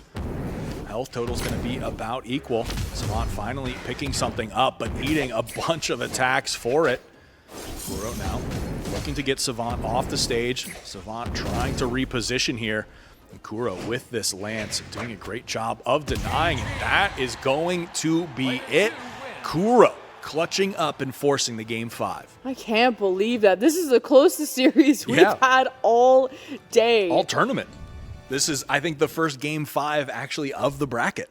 Yeah, and Savant just like couldn't outmaneuver this because that's what the Loki really specializes in, outmaneuvering and countering. While as the Artemis with the space control, it's kind of a very close in terms of similar matchup where it was really about execution. That's why it came down to such a close battle at the end. Yeah, Kuro really just with that lance kind of putting on a clinic, and Savant just kind of, again, those adjustments kind of running face first into it at times, you know, unfortunately, just not able to make those changes to the weapon play style. So great job from Kuro picking it up, and now I'm not sure where we go to that game 5. What characters? Like we saw, you know, a lot of expertise out of all of these. Yeah. So I don't hate the Artemis out of Kuro, though. I think it was a nice balance of him kind of being able to be agile, but at the same time a heavy hitter.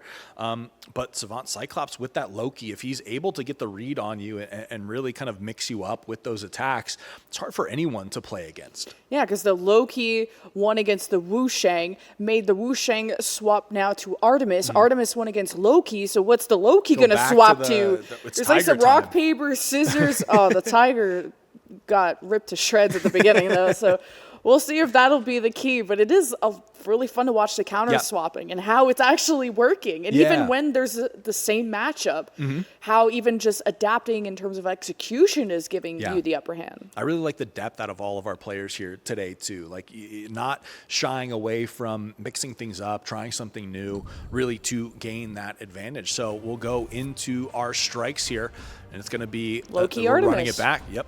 Artemis but not the girly pop skin. We've just got to find that right fit. You know, you got to win in style, I think. And Artemis just, you know, with the dark fit on and Loki. It's like the Sith look. Yeah. It is a bit of a Sith look. And with this map, I feel like Artemis blends into the background. Is that like some kind of cosmetic advantage? It can be a strat. It's a strat for sure.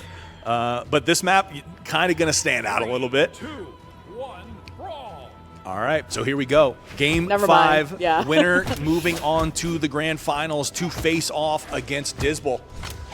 And it's Savant with a flurry of blows early on. Going to have these Katars fishing for some of these hits. Kuro with the scythe on the counterattack. No follow-up. Savant able to get that aerial attack in.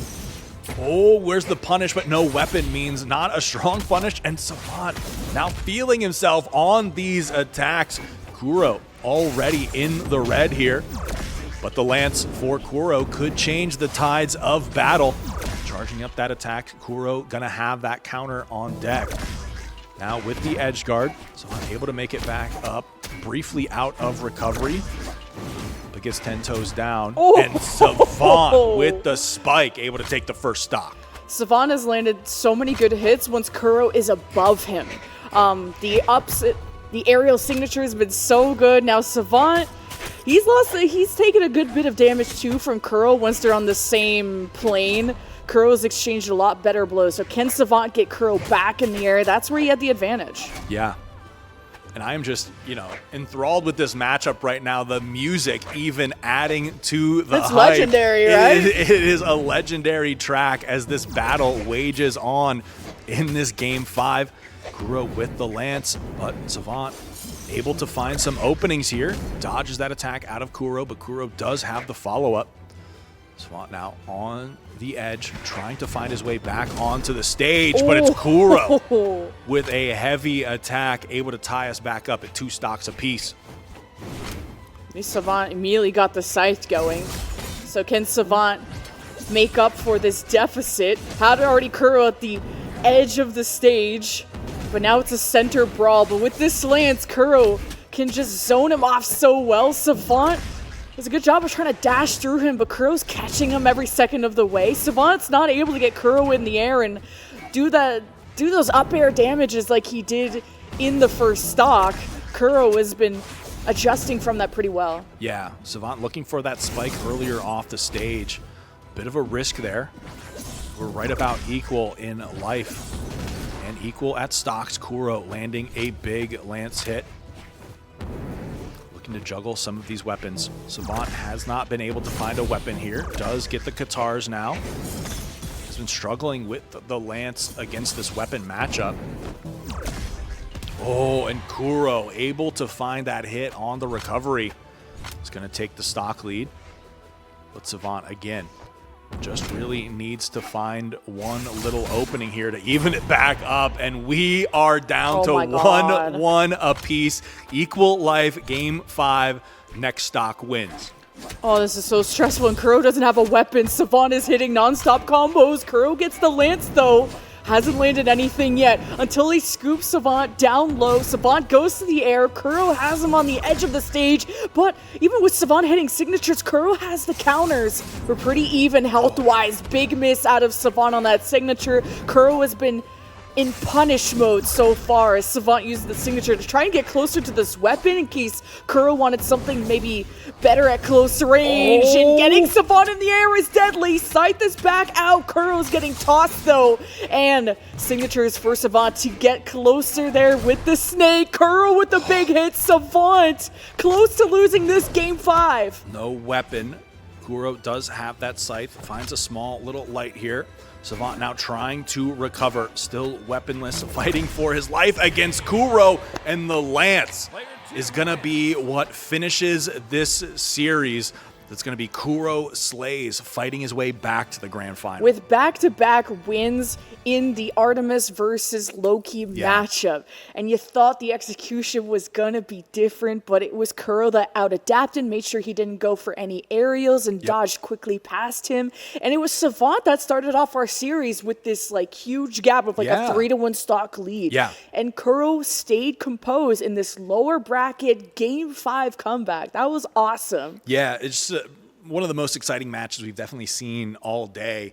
But Kuro really just finding the answer with that lance, and Savant just not really able to find the hits to close it out. Like we saw some combos, but was just kind of running into the business end of that lance and kind of suffering for it. So it's going to be Kuro back up into the grand final to face off against Disbel. And we'll have to see. Disbel did manage to 3-0 Kuro to knock him into that lower bracket. Oh, geez. But that looked like a different Kuro, too. So I think, they're kind of finding their rhythm. And maybe we'll see another exciting grand final like the matchup we just saw. I think what's scary about Disbel is how suffocating of a player he is to play against. He is all over you all the time, so fast, dodging everything. Disbel is such a player that you cannot make mistakes against. Yeah. Yeah, But you have the matchup, you have kind of like the history. You can kind of shake off some of the nerves a little bit. Like you've played against Disbel before, and I think you know what his pool is, so you can already start thinking ahead. Right, and just being able to come off the kind of high of winning that Game 5 last stock, you're going to have some confidence and some momentum going into that grand final. So I think that'll only play into Kuro's advantage, but we're going to have to see. It's about to be grand finals time here on our Adaptive Esports broadcast. So we're going to throw it to a brief commercial break, and then we'll be right back with our final match. So stay tuned.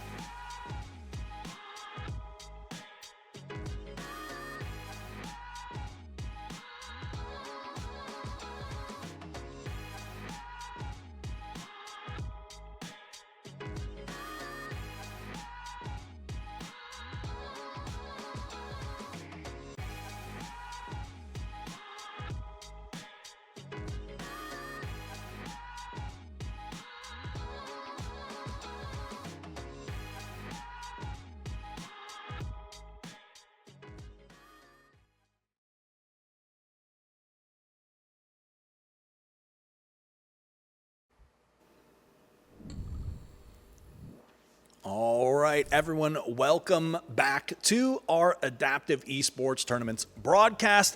We're about to get into our grand finals matchup of our Brawlhalla event, but before we do, we of course wanted to let you guys know that not only can our players win something here today, but everyone tuned in can win as well. So if you'd like the chance to win our Logitech G Cloud Gaming handheld and an Astro A50X, head on over to aet.gg/giveaway where you could enter for a chance to win. And now we're nearing our grand final. It's a rematch of what we saw in our upper bracket final. It's going to be Kuro Slays going up against Dizbol. Again, first place. Going to be taking away a $1,200 here. That's nice like 12 pizzas. pizzas. That's a lot of pizzas. I could stretch that out. You talk a hot and ready $5. Like we're the meal prep. Imagine the meal prep. It's a year's worth of pizza.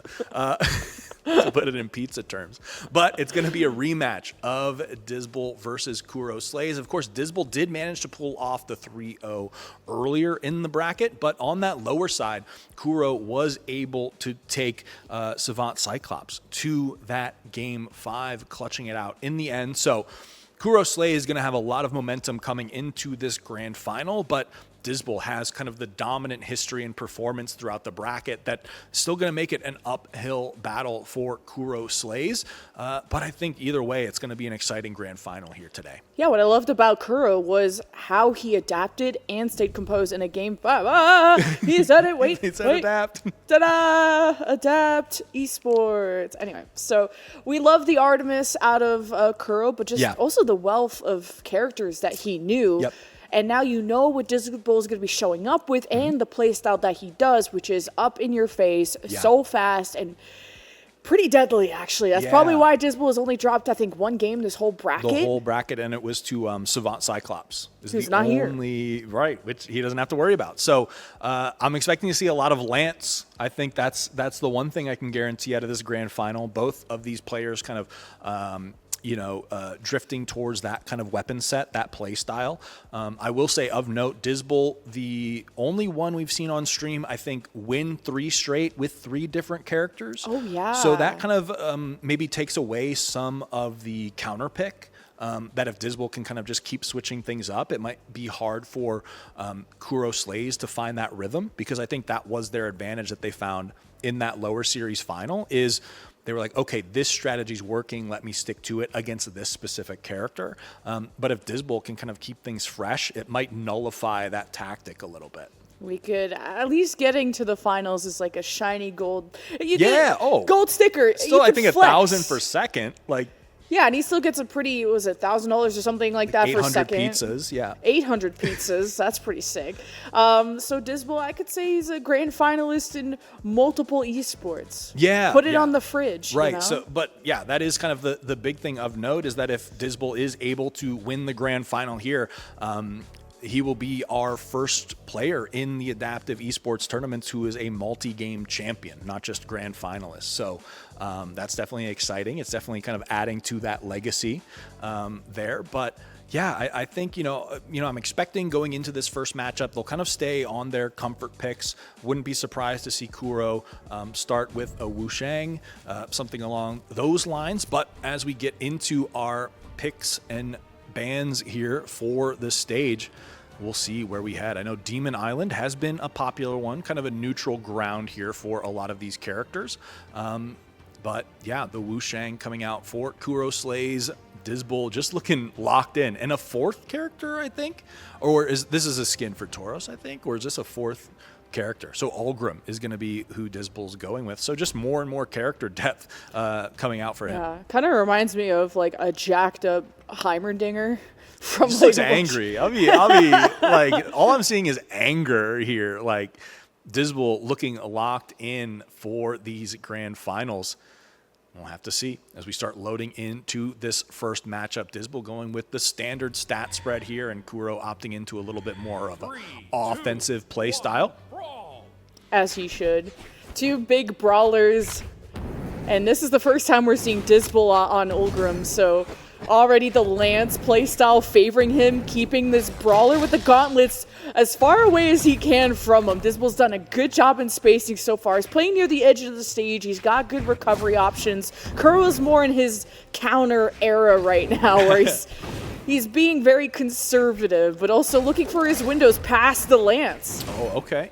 Almost able to work his way in there, but Disbel just with these giant hitboxes out in front of him, making it so tough for Kuro to work his way in. It's a couple of strikes there, but Disbel with the counterattack going to create more of that space. The spear looking to even things up range-wise for Kuro. Nice little combo there. Going to get Disbel off the stage. Disbel now able to work his way down through that up air. Tries to get to the ledge, but ooh, nice spacing there from Disbel, able to recover, and the Lance is back in his hands. Good thing Kuro's bald, like his character is, because that Lance would have gave him a haircut for sure.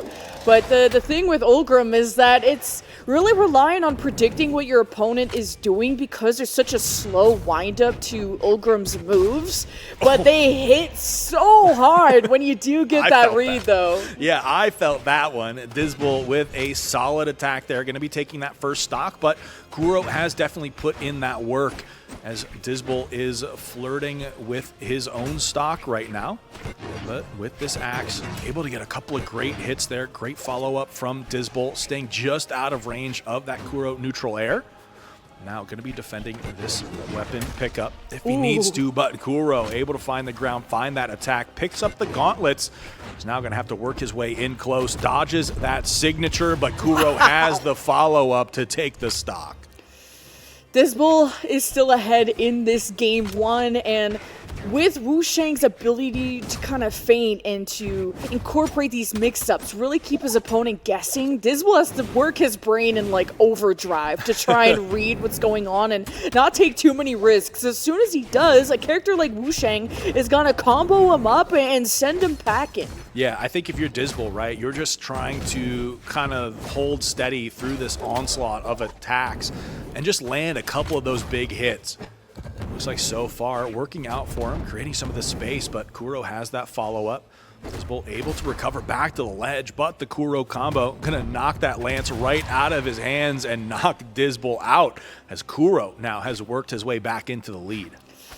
Kuro back in the lead, just like in the last series. He really knows how to play from that deficit with the gauntlets. He's going to try and deny this weapon and catches Disbel with a couple of hits. Signature misses. Disbel has that window to grab the axe, but it is kind of these one-and-done hits, so Disbel has to choose these opportunities very carefully and does so in a way to try and read how Kuro comes down from heights, and Disbel's having a hard time hitting him.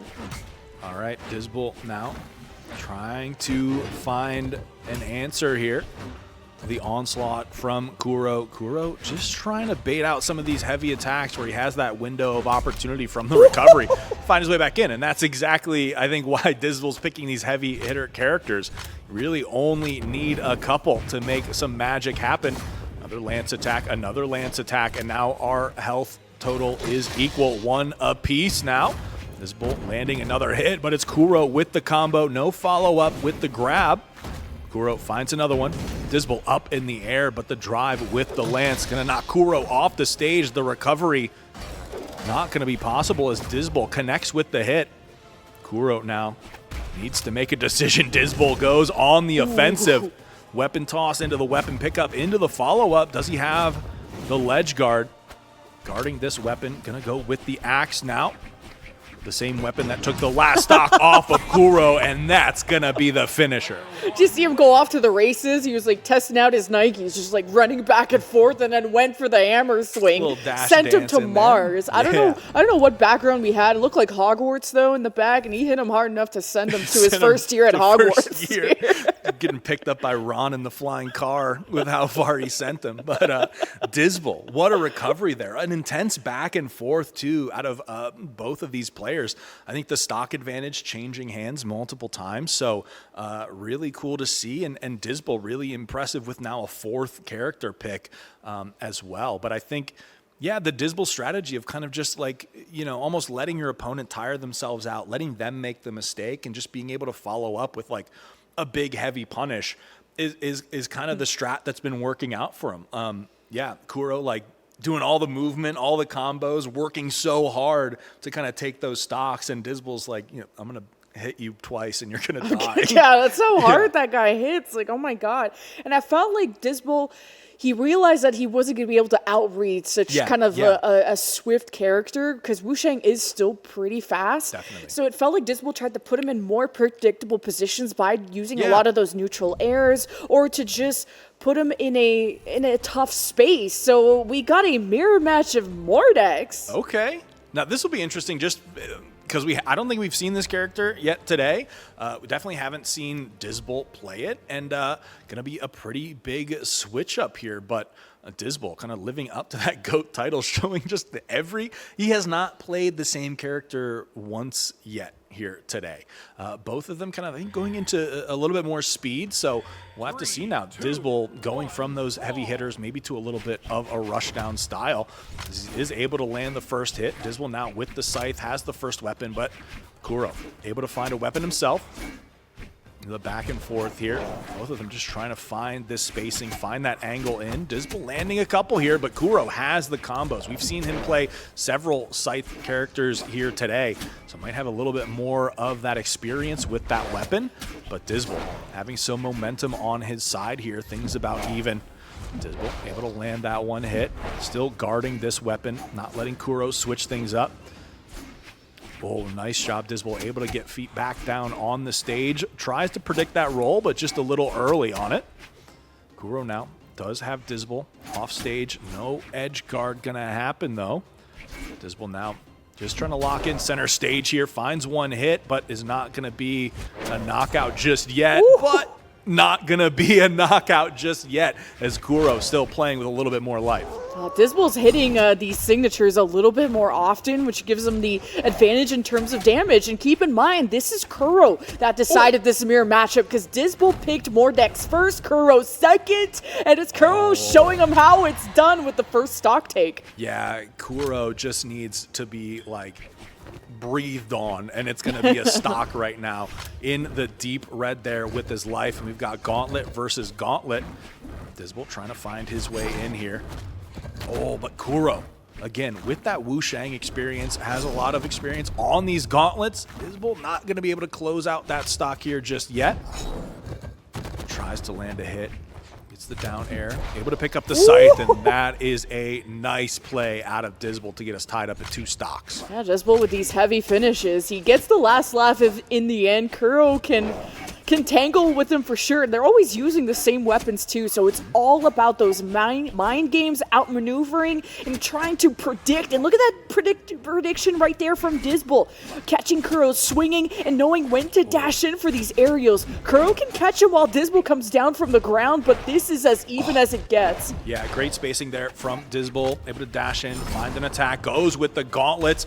Oh, doink, right to the face. Can Kuro make the recovery? No. Wow. Great denial there from Disbel to take the lead back. And he denies that gauntlet from Kuro, so Disbel's trying to look for early damage. Kuro with the gauntlets, hoping to gap close. Disbel has the range advantage right now, so see Kuro's trying to jump past him, but Disbel can get these up airs and catch Kuro jumping past him. But for now, it's Disbel in a less healthy position than Kuro. Great job from Disbel. Picks up another scythe. It's just been so deadly for Kuro. Kuro has to work so hard to get in. Disbel doing a great job, just spacing out, finding a few hits where he can. Tries to control space a little bit with that scythe. Gets Kuro off the stage, weaponless. Is he going to go in for the attack or go in for the weapon? Is able to land a good one there. Trying to edgeguard Kuro out. Doesn't have many recoveries left. Yep, Disbel, are you going to find that weapon? Is he able to pick it up? Kuro spacing him out with the toss. Repicks up the gauntlets.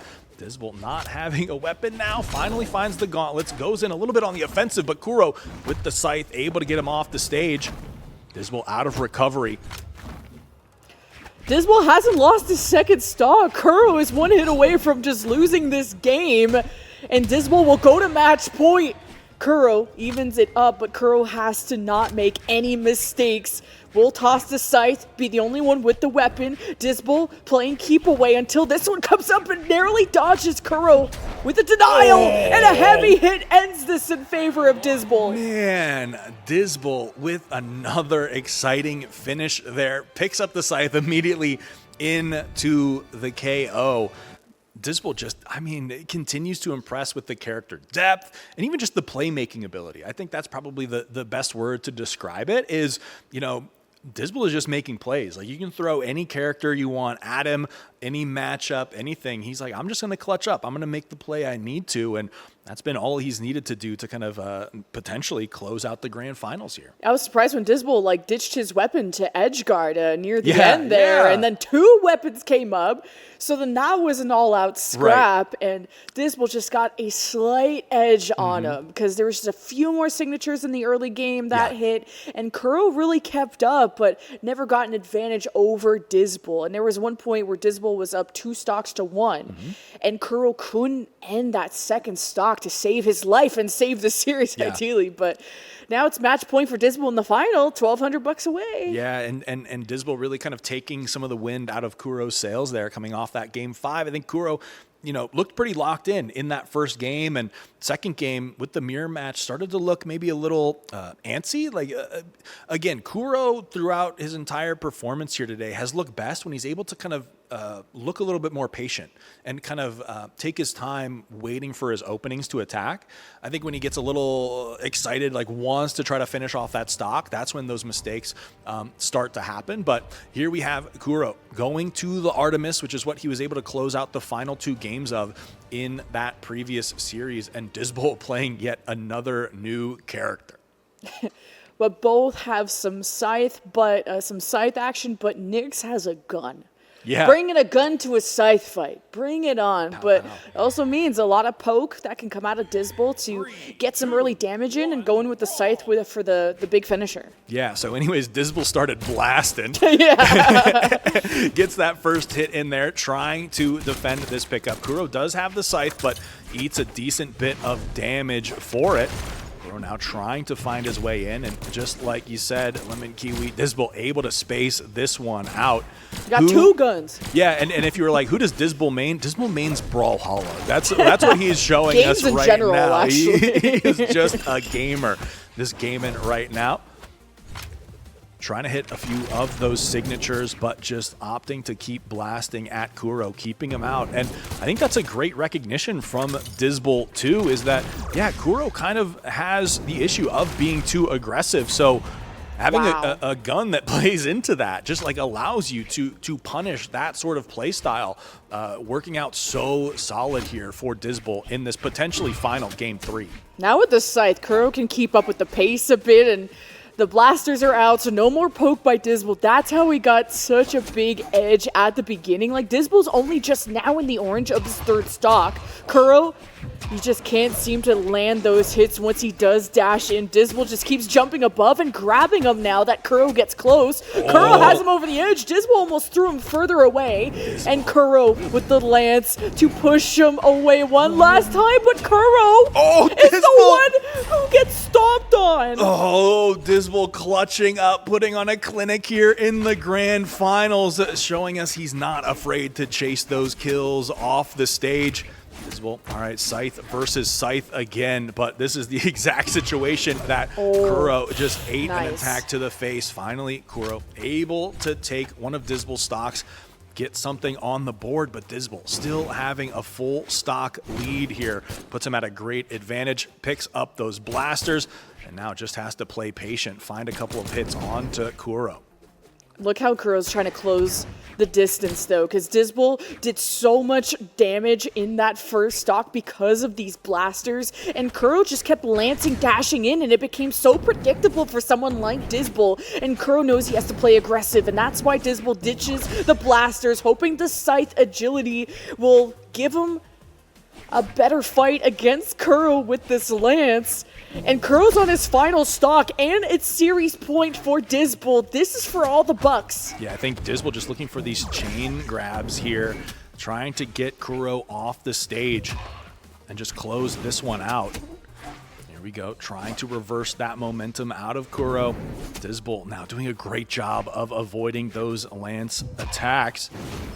Fishing for a little hit there. You're going to be patient. No follow-up punish on that whiff. It has the pistols, but Kuro lands a big attack. Disbel now flirting with this stock, potentially tying us up at ones. Disbel trying to get some of those combos in there. Tries to read the dash down. Is that going to be it? Disbel way off stage. Does he have the recovery? Oh, and Kuro with a great lead. Going to tie us up at our final stock. Disbel still this is chokeable. This is chokeable. Disbel was up 3-1 stocks, and now we're at 1-1. Kuro's in the red. And Kuro, once he has Disbel in the air, can land some pretty powerful blows with these up airs. Disbel has no weapon, by the way, and is not trying to be too predictable, gets hit by the lance, and Disbel is still weaponless. He is kind of playing with fire right now by dashing so close into Kuro, but maybe that's where Kuro is the weakest weapon available. Disbel's I think he's trying to win without the weapon. I'm not even joking. This is so Giga Chad. I think this was just trying to win without a weapon. We'll see eventually if he goes to pick one up, but he does not seem to be concerned with it for the time being. Kuro, though, now we're about even. Kuro slightly closer to that knockout than Disbel is right now. All right, Disbel will pick up the Scythe. Scythe versus Scythe. One more hit could do it. Disbel now trying to get back on the stage. Kuro tosses the weapon. Just takes it. It's a little, just stands there, takes it.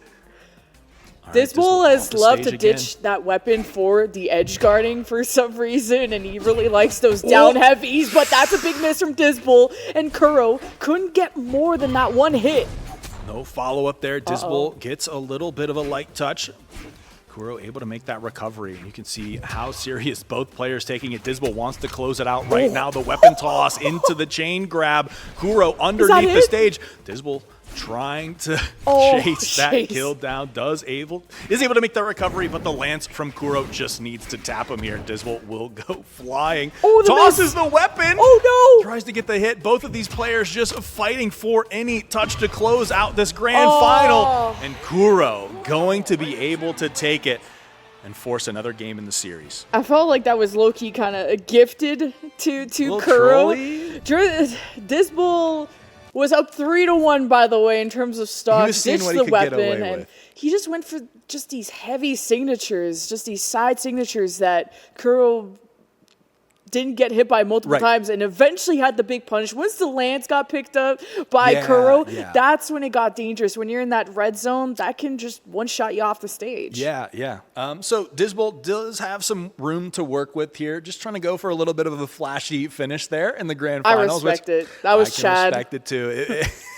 It didn't work out for him, so we'll see if he's able to win this next one. Then maybe, if not, if we go to game 5, then you get a little dicey there, but definitely putting on a show for us here in the grand finals. So respect it for that reason as well. But I think, Kuro kind of, falling back onto that Artemis, kind of the safe pick, able to cover a lot of his bases, I think is the right decision for him, but we'll see what Disbel picks, and if it's just going to be the counter that kind of does it, will be interesting to see going into game 4 here. Yeah, Artemis came off like a really balanced choice that can kind of counter whoever.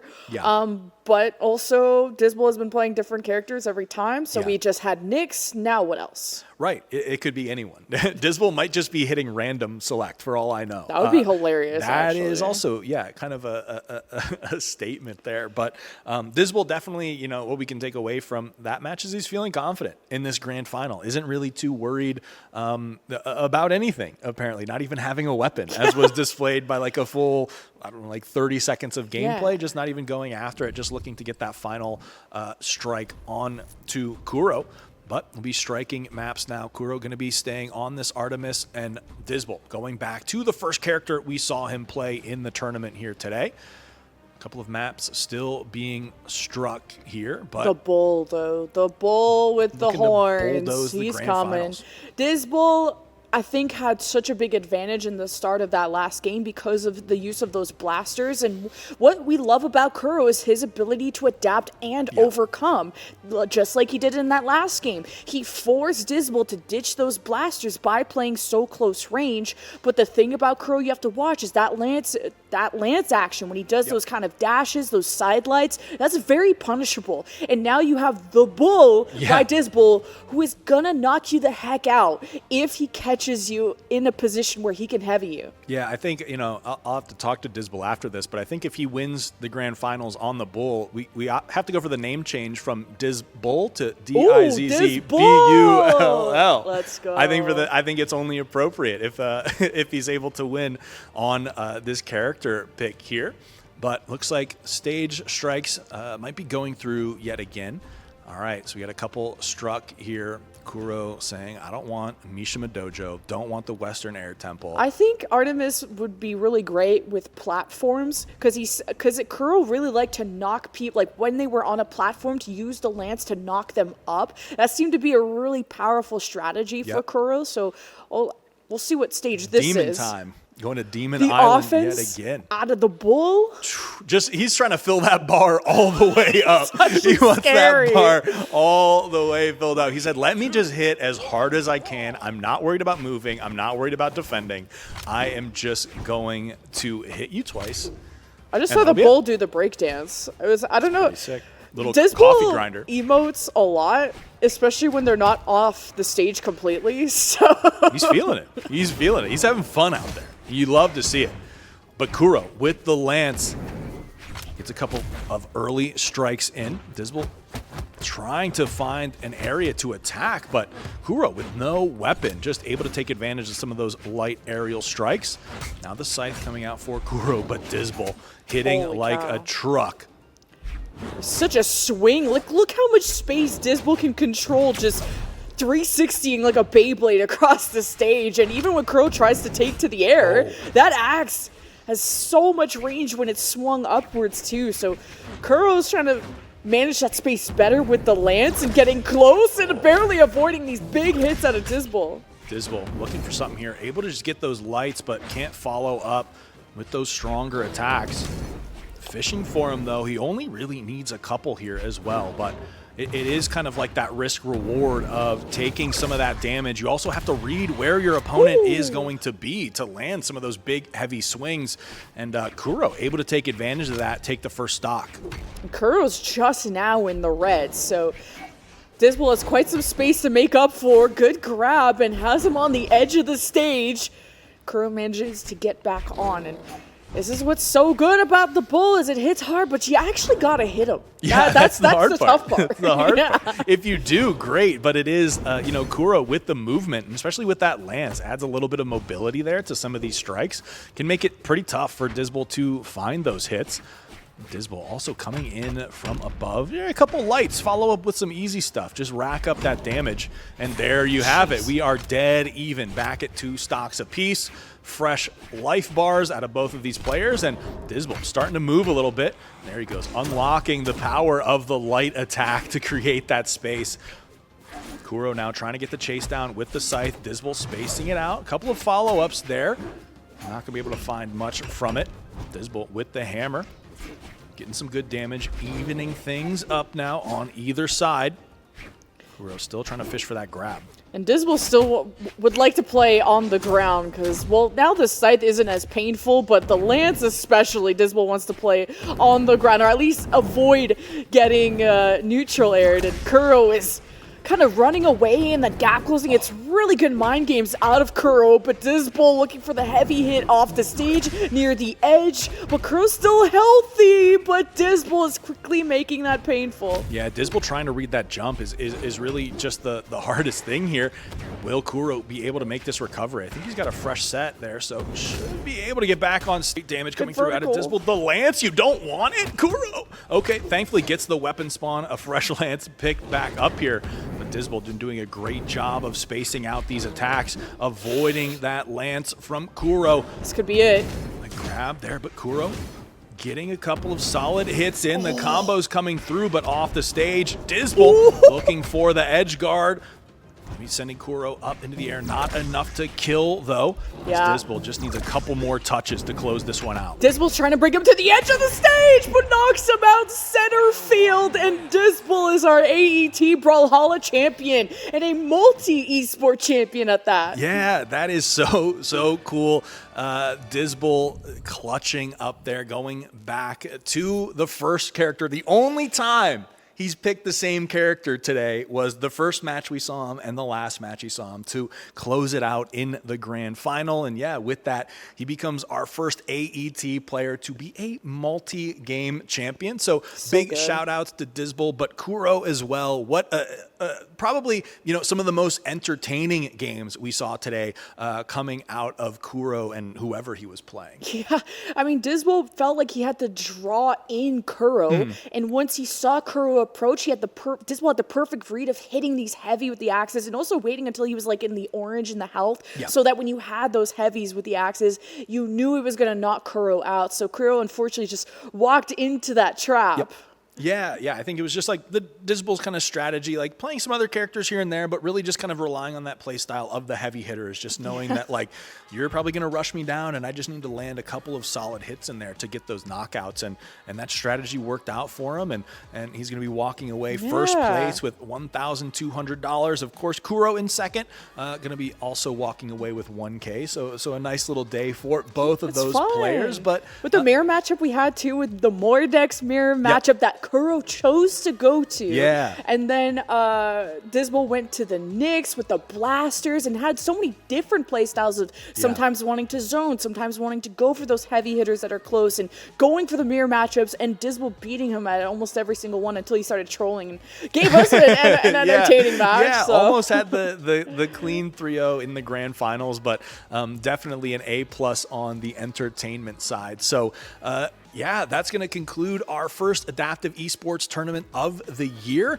Again, like we mentioned at the beginning of the show, this season we're changing things up. There's going to be multiple titles played. This first one, of course, being Brawlhalla. And so if you guys are interested in either joining the community or finding out more about the adaptive esports tournaments, please head on over to aet.gg where you can find out more, join the community, and stay tuned for all the other exciting announcements and games we're going to have lined up for this season. But before we wrap things up, Lemon Kiwi, any final thoughts on Brawlhalla today? All right, Disbel, are we making this a three-peat with whatever comes next? Man, we gotta see it. Also, the Solitude Disbel grudge match. I hope we rig the brackets so that they're somehow we against need more each narrative. other. Yeah, write better scripts. Write better scripts. But also, welcome back to like hopefully Kuro and Potator and Savant. Yeah. Those guys put a heck of a show on. I just love that how with more games this season in adaptive esports, we're going to be seeing new names, new players, and Disbel maybe if you stop winning everything, new winners too this season. So yeah, with that, I think that's going to do it for us here on the desk. Thank you all for tuning in, and we'll see you all guys next time. Peace.